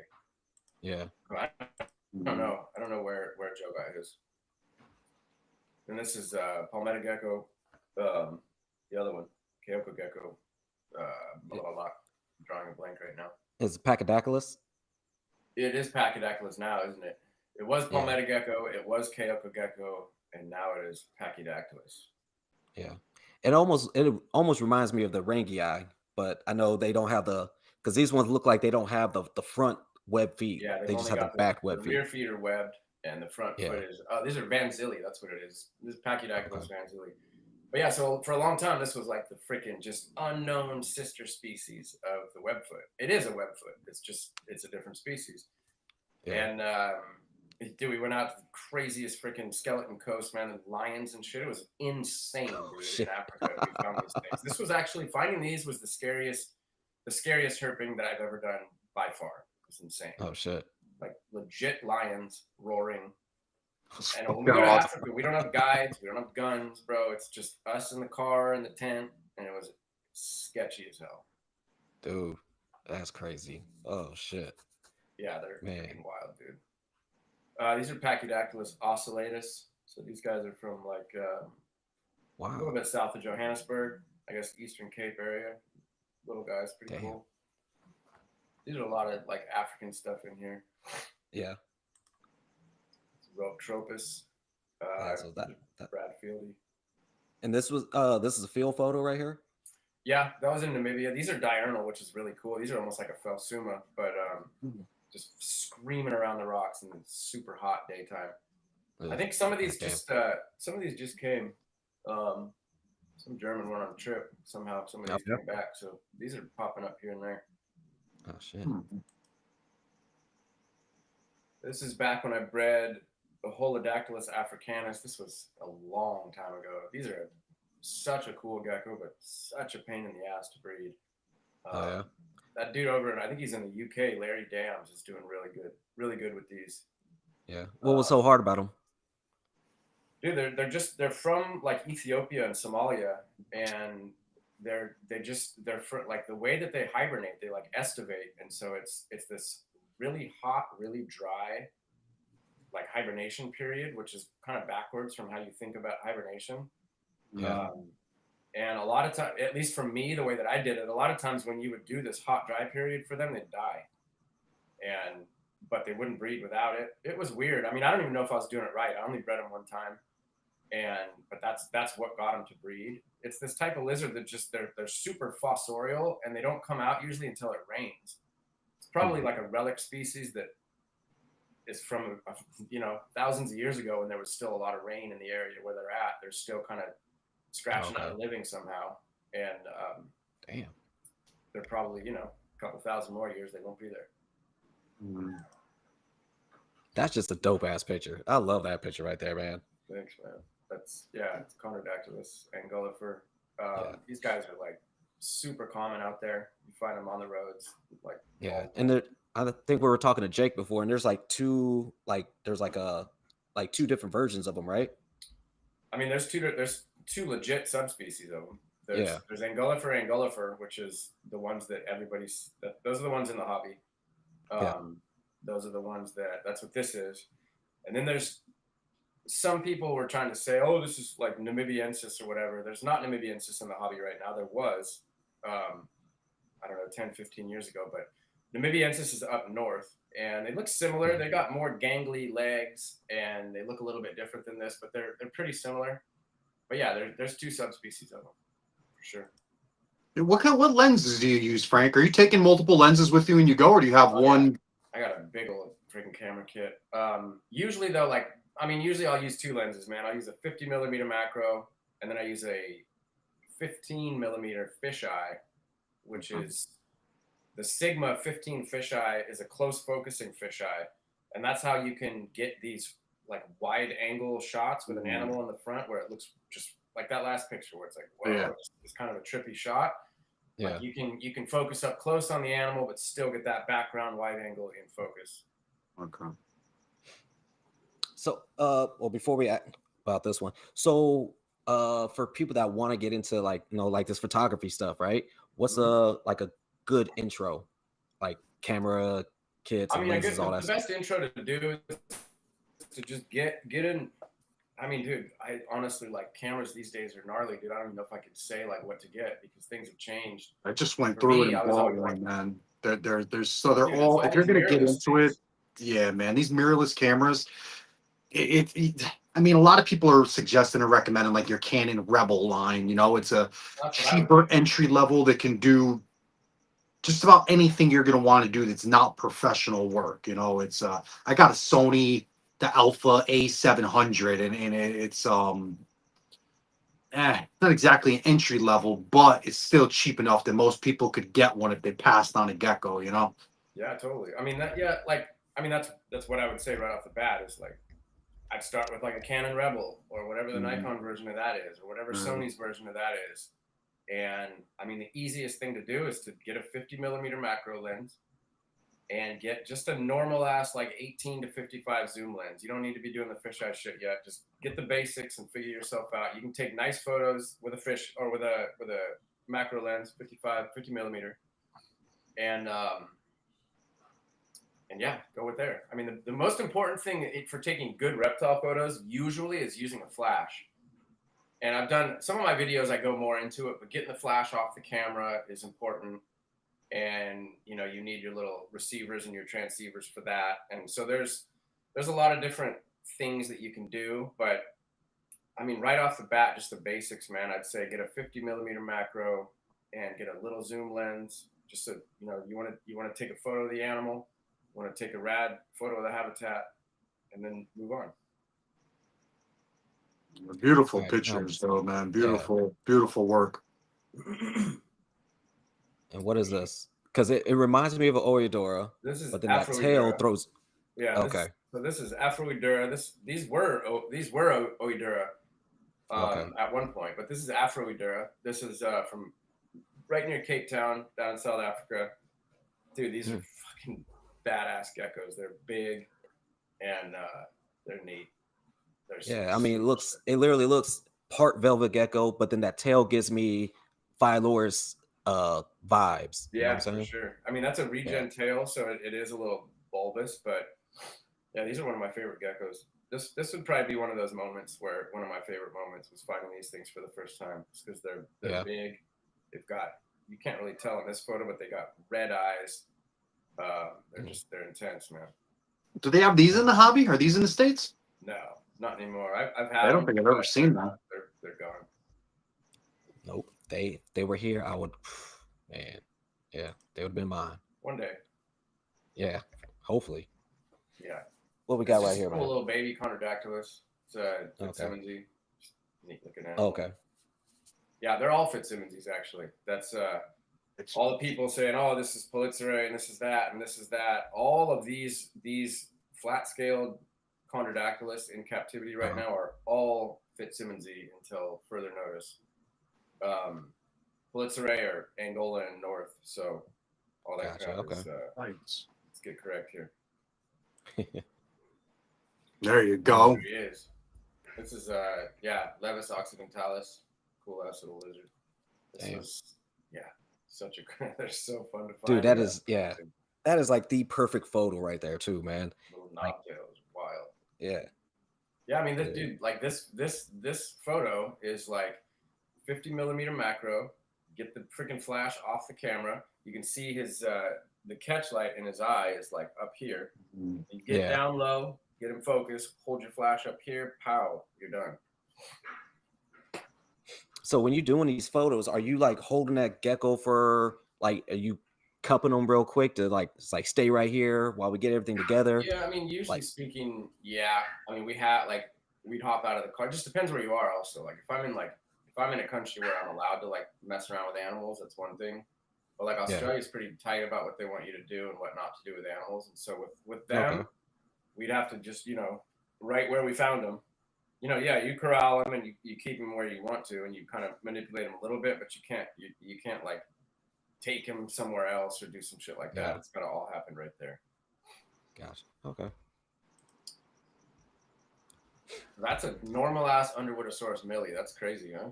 And they don't look like that though. That's No, dude. so you're like, this is a normal ass, but in the hobby, they don't look like that. They don't, Like, and I mean, even in the wild though. This is so we found this. This one of Husam's buddies told us about this little peninsula, and he's like, dude, the Underwoodosaurus out there are crazy looking. And we're like, all right, well, let's go out there. We're over here, so let's go out there. We went out there, and they were fucking crazy looking, dude. like those colors are like, yeah, you don't see Dude, that. all of them, and that orange on that regen tail, like, dude, they had orange all over them. They were a trip, man. Damn, They were that's super crazy. So I know earlier you had mentioned, having the chance to find some super rare geckos and working with some scientists and whatnot and getting some papers drawn up. Have you ever have you officially discovered anything new yet? Yes, we found actually a handful of them. I found one for sure Pachydaculus species that's like just been in progress forever. Oh shit. I mean, kind of how that works, man, is like me being like a layman, I can't do too much to like push that kind of stuff forward. Like it's not, I can't take the animal. I can't, they need tissue samples. I can't do this. I can't do that.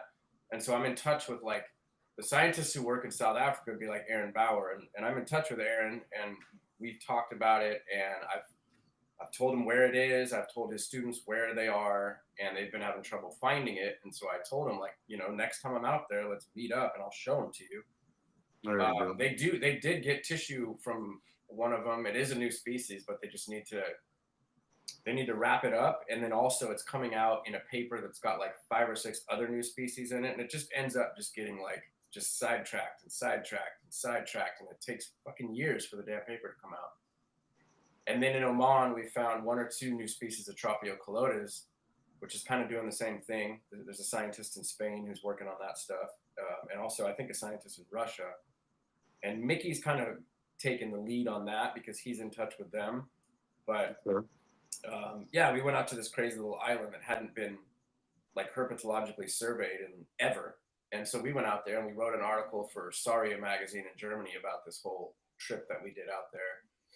And we were able to fucking cool. Say like, just contribute to the history of herpetology. Be like, hey, dude, now if someone's going to write a paper on Oman and they want to do the distribution of all these animals, they can look and reference our paper and see what we found on this island because there's no other information on that island. And that kind of stuff gets me really stoked, and I'm proud of that kind of stuff. And oh yeah. So yeah, it's big for me to do that kind of stuff. Well, congratulations, not for nothing, but that's huge, Frank. That's freaking awesome, dude. You will making a mark on this hobby. You will trust the hobby. I mean, science in general, dude. You have permanently left a mark, dude. I mean, that's what I try to tell my wife. I'm just trying to, I guess, permanently leave my. You want to be immortalized. I mean, of course, every guy like me, at least, my goal, my dream would be to have a species. I'm not saying I deserve one at all yet, but maybe by the time I'm dead, I'll have done enough to where somebody will name something after me. Who knows? That's a dream for me. And I'm not saying dreams come true every day, brother. Dreams come true every day. You're doing the work. Push forward. You're doing the work. It'll happen, man. I have 100% faith in you, brother. Absolutely, without a doubt in my mind, you will. I appreciate that. So yeah, this is a Stropherus taeniata. This is a cool tiny little gecko we found in up north in Western Australia. Drove past it, man. I thought it was a praying mantis. It was weird the way it was standing on the road, real weird. And I was like, "What the fuck was that, dude? That looked weird." I think it's a mantis, but I'm gonna flip around, flip the car. What kind of tree is he in? He's not. That's not bamboo, is it? No, it's some eucalyptus little shrubby thing. He's lined like those. On the road. Like reminds me of one of those bamboo delineatus. Yeah. I mean they're more of they're like a spinifex dwelling kind of a deal. So these are the like the phasmid ones of the Stropheus? Exactly, yeah. Okay. Yeah. Nice. It's funny how that stripe down its side exactly matches the branch on the eucalyptus it's on. Totally. Well, not funny, but my room. It's sick. Beautiful. This is Ciliaris, or I guess Ciliaris aberrans. So this is okay. I was about to say, I'm like, they look different. I mean, they look. Some of the aberrans I've seen are prettier, but this one was found a couple of them. We found actually quite a few of them. It's funny, man. You catch them and you're not like really thinking about like the shit they Like, squirt out of their tails. And like I yeah. caught a bunch of them, and then like later on that night I was like, I think I was going to have a smoke or something like that. I'm like, what the fuck is all over my hand? Like It to was me, the it smells shit like a they stink squirt out of bomb. their tails, man.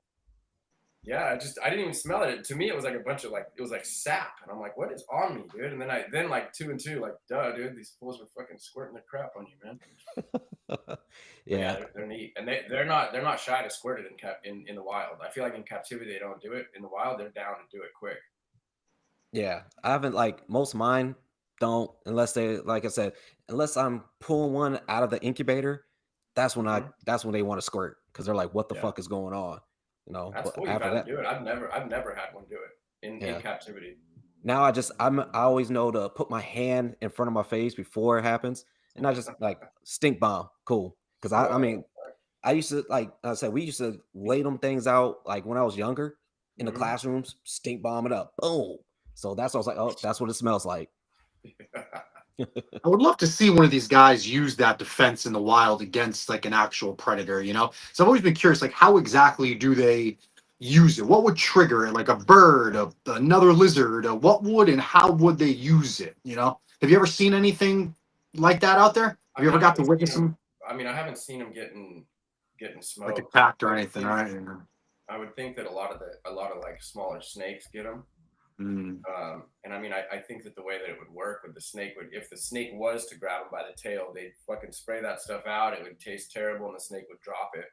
Okay. Or they'd let their tail go. But I feel like if the snake got them by the head, it's over. It doesn't matter what they're gonna do. And they might use it for. I mean, there's some terrible insects out there, and you know, they probably you get some sketchy spider or whatever come up and bite them. They might spray it at them. But yeah, I don't know. I've only been out there one time, and I didn't really get to like. I mean, I found all this stuff, but I wasn't.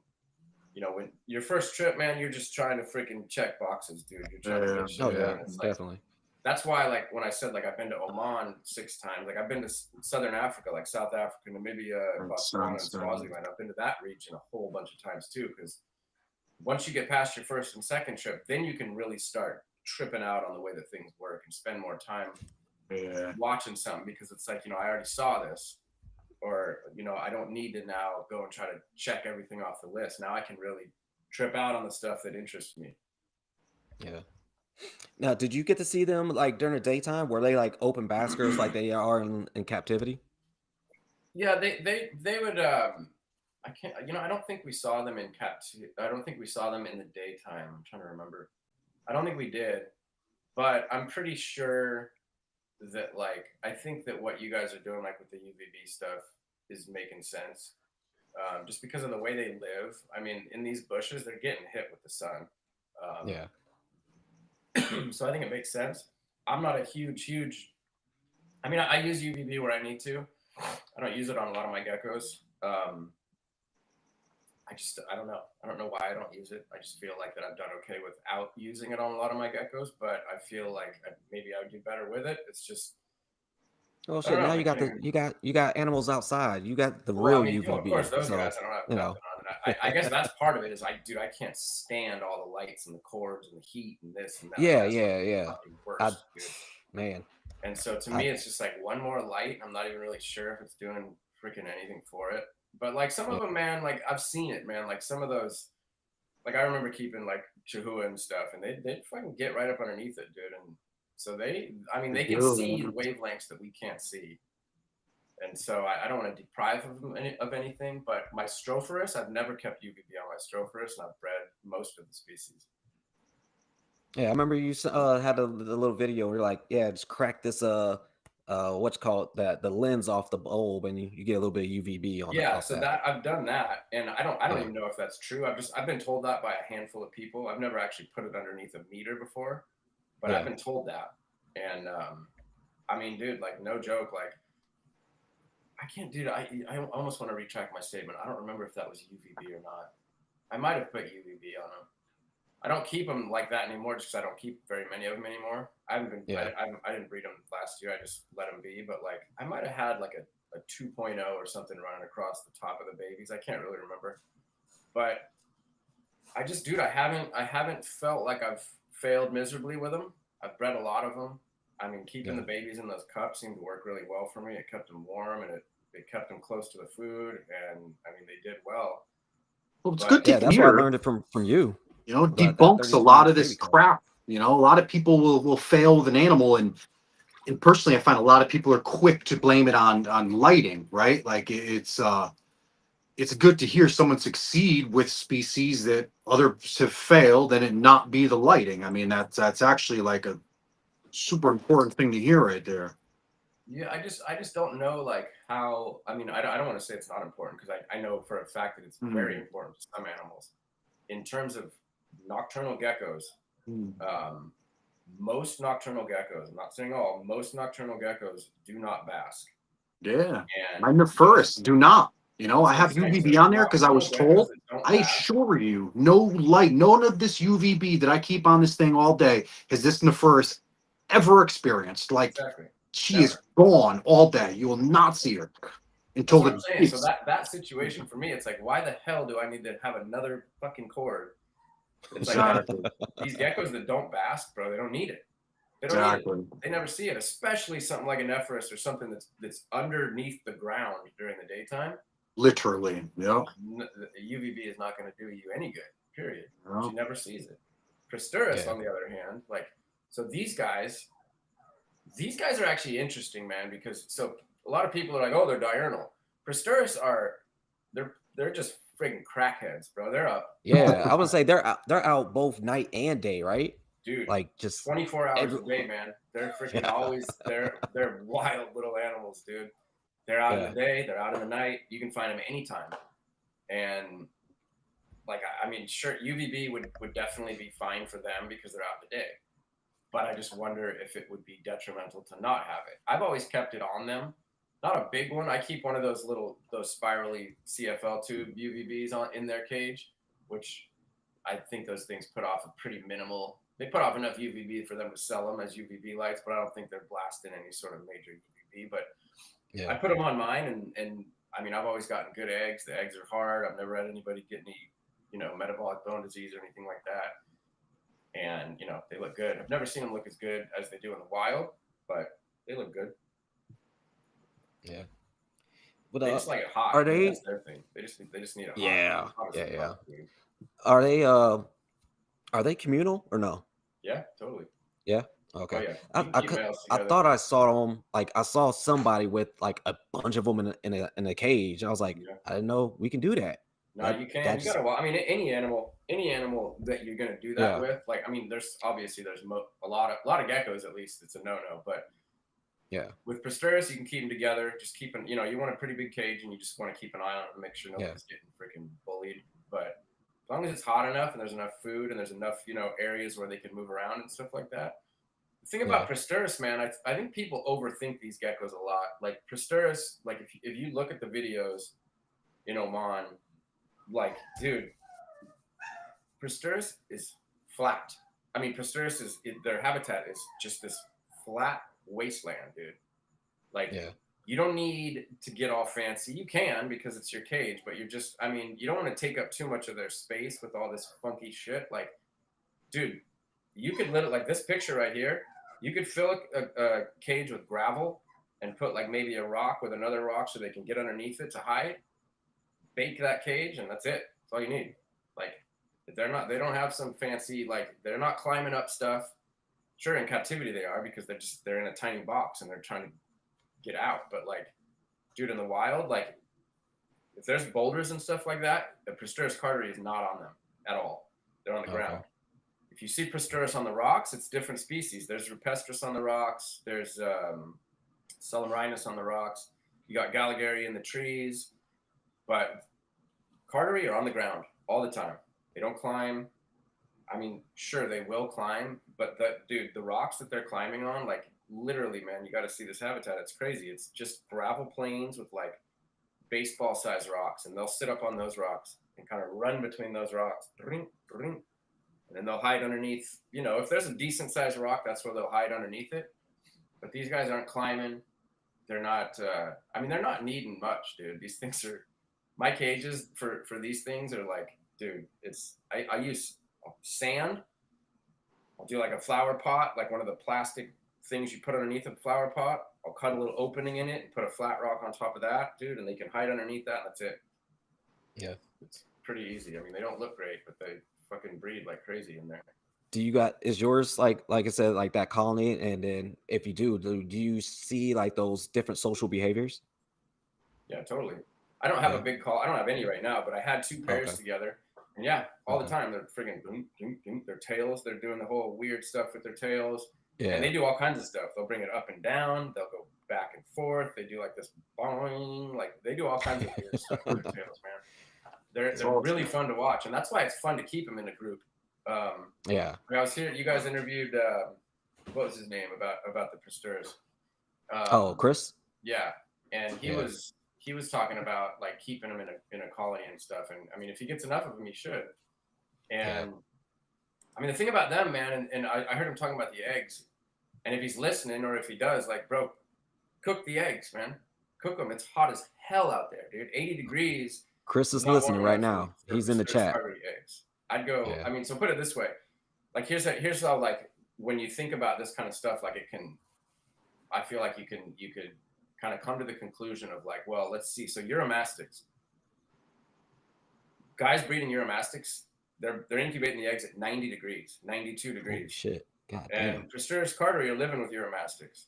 Uromastyx is a big ass animal, dude. They can dig gnarly tunnels and get down into the depths where it's not necessarily that hot. These tiny ass little geckos aren't they're not digging shit out. So those tiny little hard-shelled eggs, man, they're dropping them underneath a rock. It's dry sand, and it's freaking, dude, 90 degrees will hatch your geckos. Yeah. So bump the temps up. And yeah, total colony. Keep them as a colony.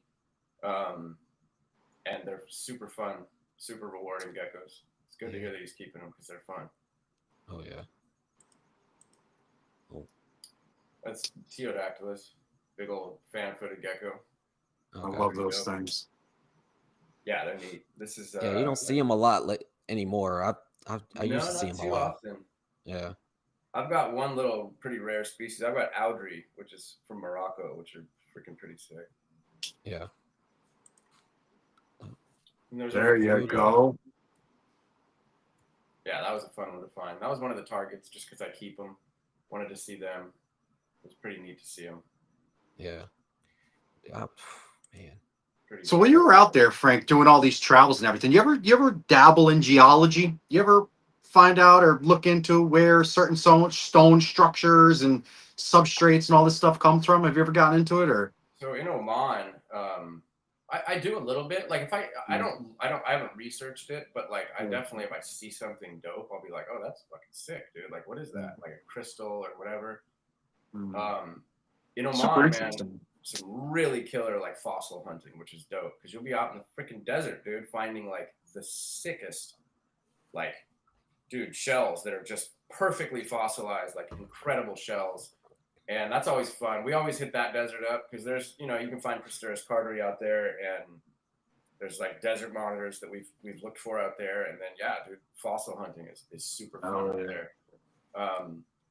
Trying to think where else I've done that. More than geology, I'll trip out on the plants, like some of the succulents, and then also like if I'm down in the jungle, like some of the normal, philodendrons and anthuriums and different plants that are down there get me kind of psyched. I don't know them super well, but in terms of rocks, man, my sister-in-law is like a rock hound. She's all about it. She goes to the whole world, dude. It's a whole little. It's insane. Trip. But I mean, they're like us, dude. I mean, she goes up to Quartzsite and they do this whole freaking gnarly ass gem show that lasts like fucking 2 weeks or so, 2 months even. Yeah. And it's pretty sick. Yeah. What the hell is this? So that's a Rhynchiodura ornata. These are Australian. These are like a Diplodactylus. These guys guys came in not super long ago, but they're not. This is one of the ones that's just not fit for captivity. These guys eat ants and termites. Oh, goddamn. They really don't mess with anything else. And they're so beautiful.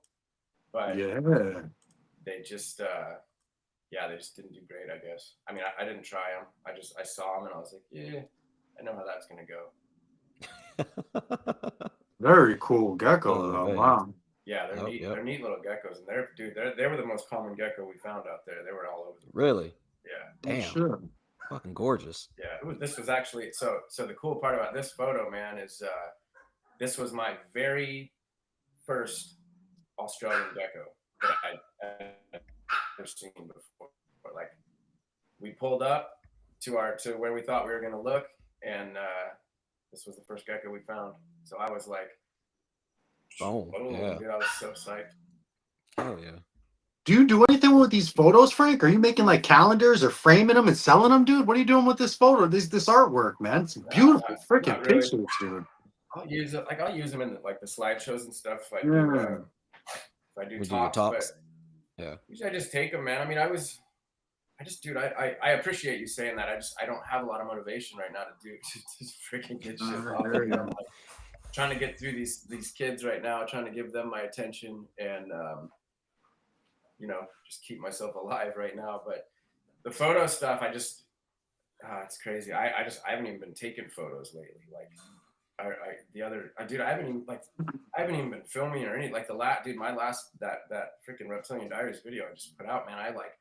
When I went to film the part about me talking, bro, I was like, yo, I don't even know how to do this anymore. Like, I swear to God, I had to Google like rule of thirds and like, what's my shutter speed supposed to be? I forgot. It's been a year, bro. I shot that footage last year. Like, I'm tripping. I'm slipping is what I'm doing. Well, you know, it's that old saying: if you don't use it, you lose it, right? Like for me, like being in the food service world, no knife skills, right?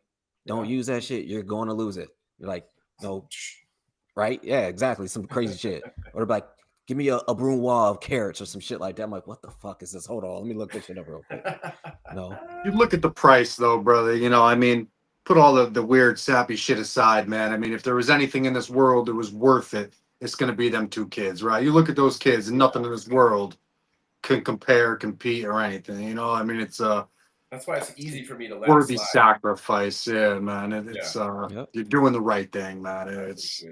Yeah, I mean, that's why it's kind of easy for me to just let it slide, because it's just like, I know that I'll get back to it, and that's maybe why they'll be with just got rid of all my animals. I mean, I have dude, it's a lot of work. I mean, I've gotten to the point where I can go out there, and I mean, keeping reptiles for 35 years, I guess I'm a pro at feeding. I could knock out my collection in about an hour, man. But, I mean, I'm just boom, boom, boom, boom, boom, feeding. Yeah. But then I'm like, it's become a chore to be out there. And I've told my wife that. I'm like, I don't enjoy being out there right now. That's a problem. That's a big problem. Like, that's my life out there. I mean, my life's in here, but that's another part of me. And right now it's not a fun place for me to be. But seeing my outside lizards, man, I love it. So I'm just trying to explore that and figure out what's kind of happening with me, because inside stuff right now is just not getting me pumped. I mean, I'm still doing it. It's just I'm just in that phase where it's like, man, I want to be out there. Almost like a new challenge for you, though, right? No, yeah, keeping outside. You got to do it. Like, dude, Jason, you could do it, man. You live in Arizona. You just got to pick something right. Yeah, yeah.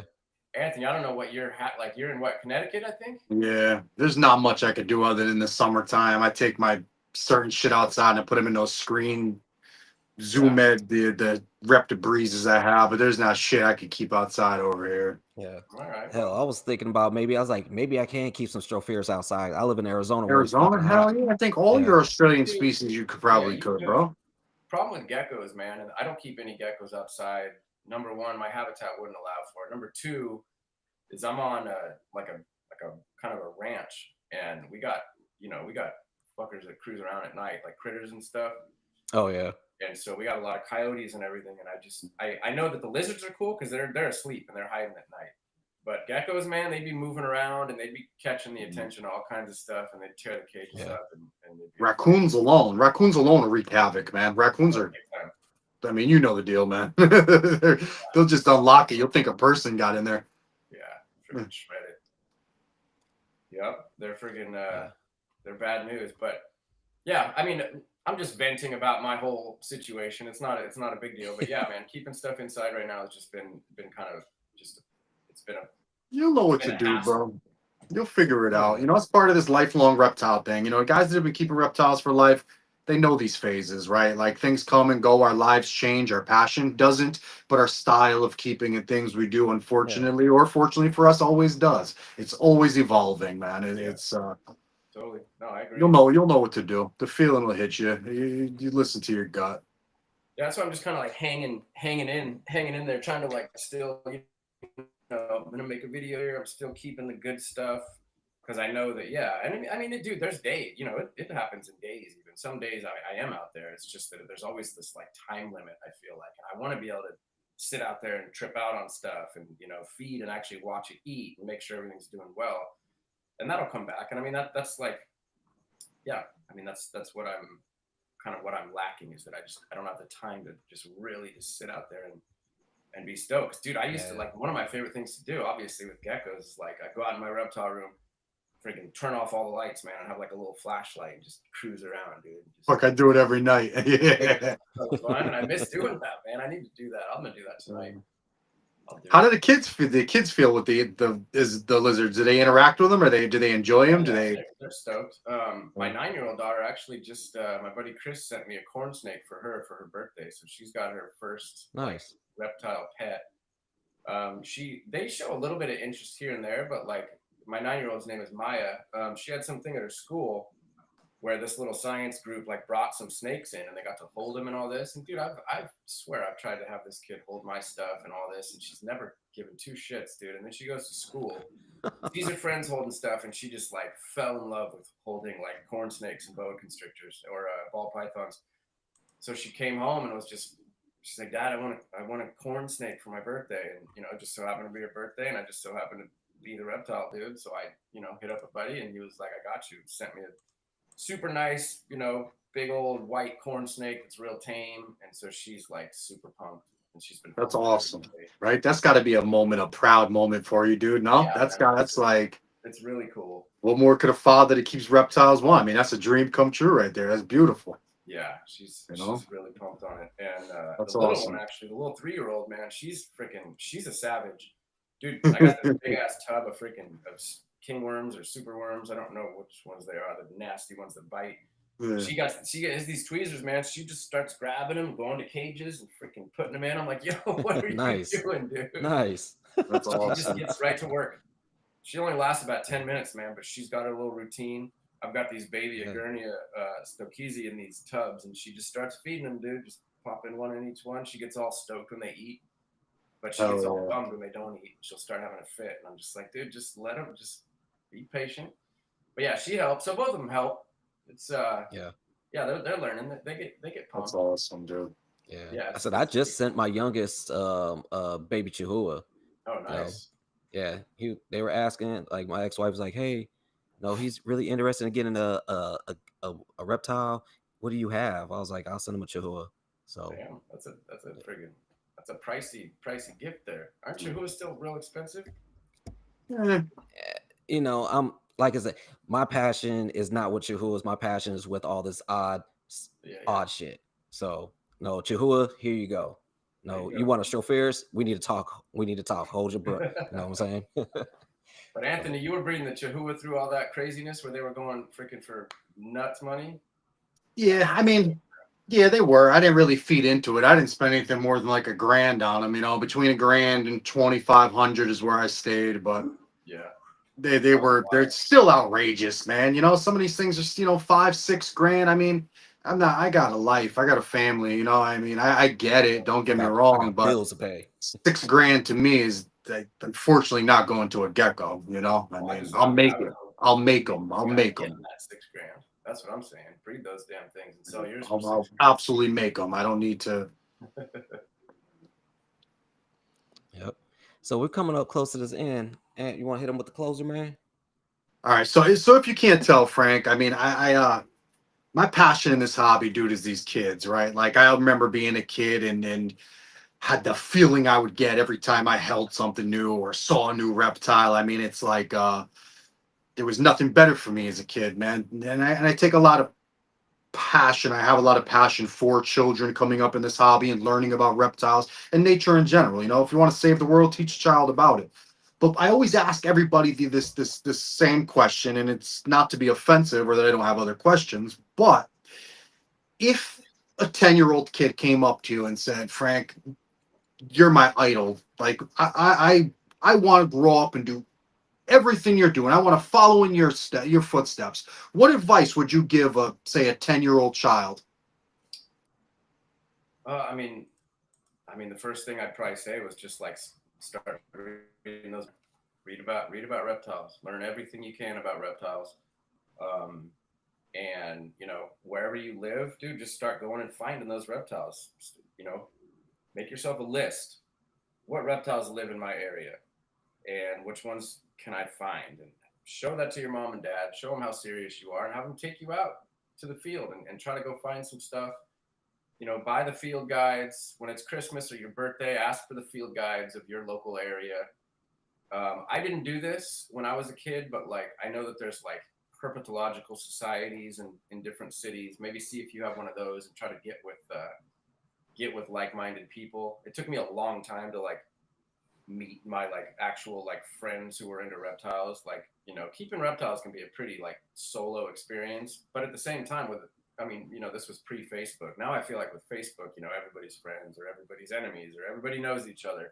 But I mean, dude, back in the day, bro, like we didn't have nothing. We didn't have Reptiles magazine. We had nothing. And it was like, dude, I remember the first time I met somebody that was into reptiles that I like exchanged geckos with. Dude, he was selling something out of the newspaper, bro. And I would look in the newspaper classifieds and it said like freaking dude, it was crazy. It was a Homophilus back then. It was Homophilus boivini, which is Blazodactylus now. And I had a Europlatus and it set up for trade. And so I called the dude up and drove out to San Jose and freaking traded geckos with him. And I'm still one of my closest homies to this day, man, 40 years or 35 years later. But, make those connections. And also the other thing, man, and I just like, you don't need to make that many, find your people and those are your people, man. But it's at the end of the day, at least for me, like I like people. People are cool, whatever. But like, dude, this was about the reptiles. That's what it was about for me. So it's like learn about the reptiles and learn about the habitats. And I mean, if you want to start traveling and stuff like that, then you gotta be comfortable out in the field, man. Like I've been out in the field with dudes who just they don't cut it, bro. They're not into it. They don't want to be in the field. They want to keep shit in a cage, which is cool, but they don't want to be in the field. And that's fine. If you don't want to be in the field, that's cool. It's just like I want to be in the field. And so, you also need to come to that conclusion because you might think that it looks all cool and that it's rad and these videos are neat. And like, I can talk from experience about these different animals and stuff like that. But like, dude, it's fucking gnarly out there, dude. Like it's work. It's filthy and it's hard work. It's tiring. I've gotten sick out there. I've gotten stung and bit and freaking like shit happens out there, bro. And it's not terrible, but like, it's not easy. And I feel like, it's not for everybody. And so make sure that you want to do that. And I think a lot of people, it'll really, dude, you'll fall in love with it. It's amazing. Like I wish it was for everybody, but I don't think it is for every single person, but give it a shot. And, but yeah, for the 10-year-old kid, man, read your books. Just get, you want to build a foundation. Anything you do in life, you want to have a solid foundation. And with reptiles, it starts with, building books and talking to people that you respect and not getting too caught up in this Facebook nonsense with reptiles and stuff. And just, read your books, learn about your local stuff and use that as a stepping stone to whatever's next. Awesome. Nice. Yeah. Awesome. It took me 40 years to make some true friends, especially in the reptile hobby. So definitely understand that shit, man. No, it's like, it's everybody's. I'm an invert. Everybody is not your friend. Put it that way. I feel like a lot of times, like right off the bat, when people first get into reptiles, I've seen it with some of my buddies that I've, over the years, we've become friends. But these new guys, they think they need to be friends with everybody, and they need to like know all these names, and they need to. It's like you don't need to, bro. This is about the reptiles, man. Learn your shit.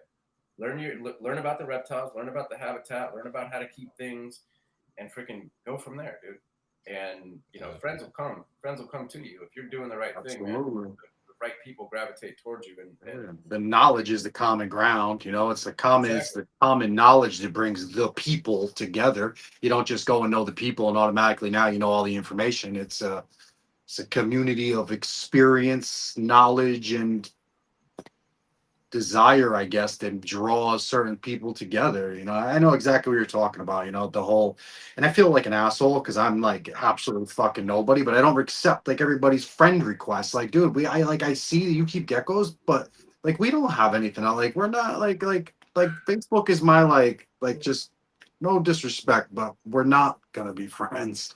that's what I'm saying, man. Is you don't have to jump in on all that crap, dude. Like we've been doing this long before any of this shit was going down. Like I've been keeping these reptiles and shit like that long before Facebook. I'll be keeping them long after Facebook. So I mean, I'm friendly, dude. Like dude.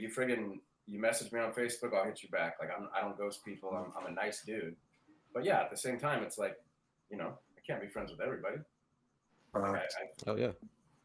But I'm absolutely down to, you know, like ask anybody who's ever messaged me. I'll always answer questions. I'm always down to freaking be stoked for you. If you got something new or you read something for the first time and you're showing me photos, I'll be your fan. Like I'm about it.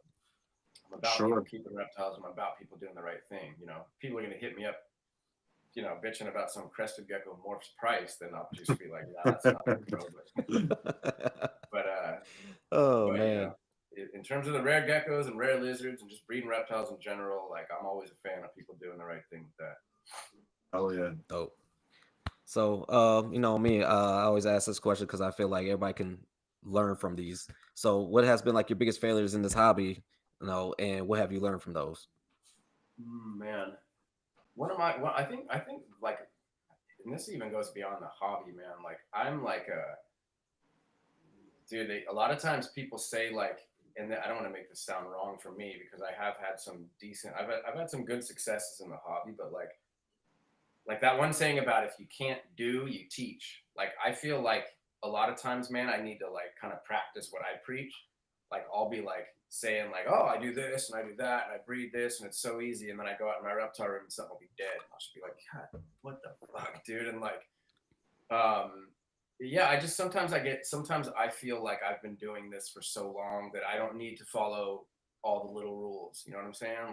Like even what I was just saying about UVB, like, dude, I'm not a light guy. Like, I'm not like Ryan McVeigh or any of these dudes who study light. Like, who am I to say this shit? But I say it. But you know, like I need to. Sometimes you know, like you get a little too, I guess, too big for your britches or whatever. Like, I need to sometimes slow down and remember to follow the steps, because you know the reason why we've been successful in this hobby with keeping stuff and breeding stuff and doing this is because we followed those steps.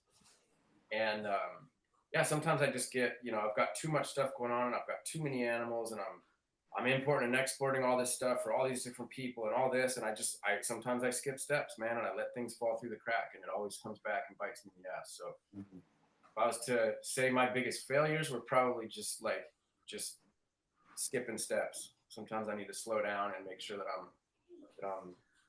I mean, I know the steps, you know what I'm saying? Like I know the steps. I need to take the steps. Sometimes I want to get to the end result faster than it's possible. You know, a lot of these reptiles, man, they move slow, brother. They need a year to settle in, and they need another year to freaking become adult size, and they need to settle into their new cage that you just moved them, and you just did that, and you just did that, and I just want to breed them. You know, I want the eggs, I want the babies, I want to have this species done. I want to cross it off my list. And bro, I've lost thousands of dollars doing that shit. Just trying to jump ahead too fast, throwing a pair of lizards together too fast, not using UVB when maybe I should have, saying fuck it, I can use sand because I've been doing this longer than anybody else, and I lose a lizard to impaction. You know, doing shit like that, like thinking you're too good for your shit, man, and I do that 100%.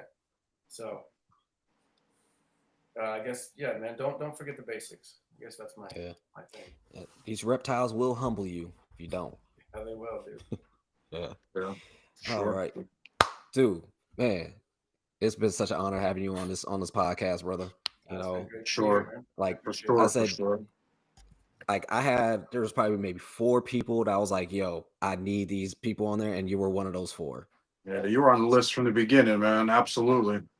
I mean, just some super inspirational stuff, dude. It's like something me and Jay both want to see more people do, man. You know, don't just keep things in a tank because you can. Go explore the world, man. You know, learn.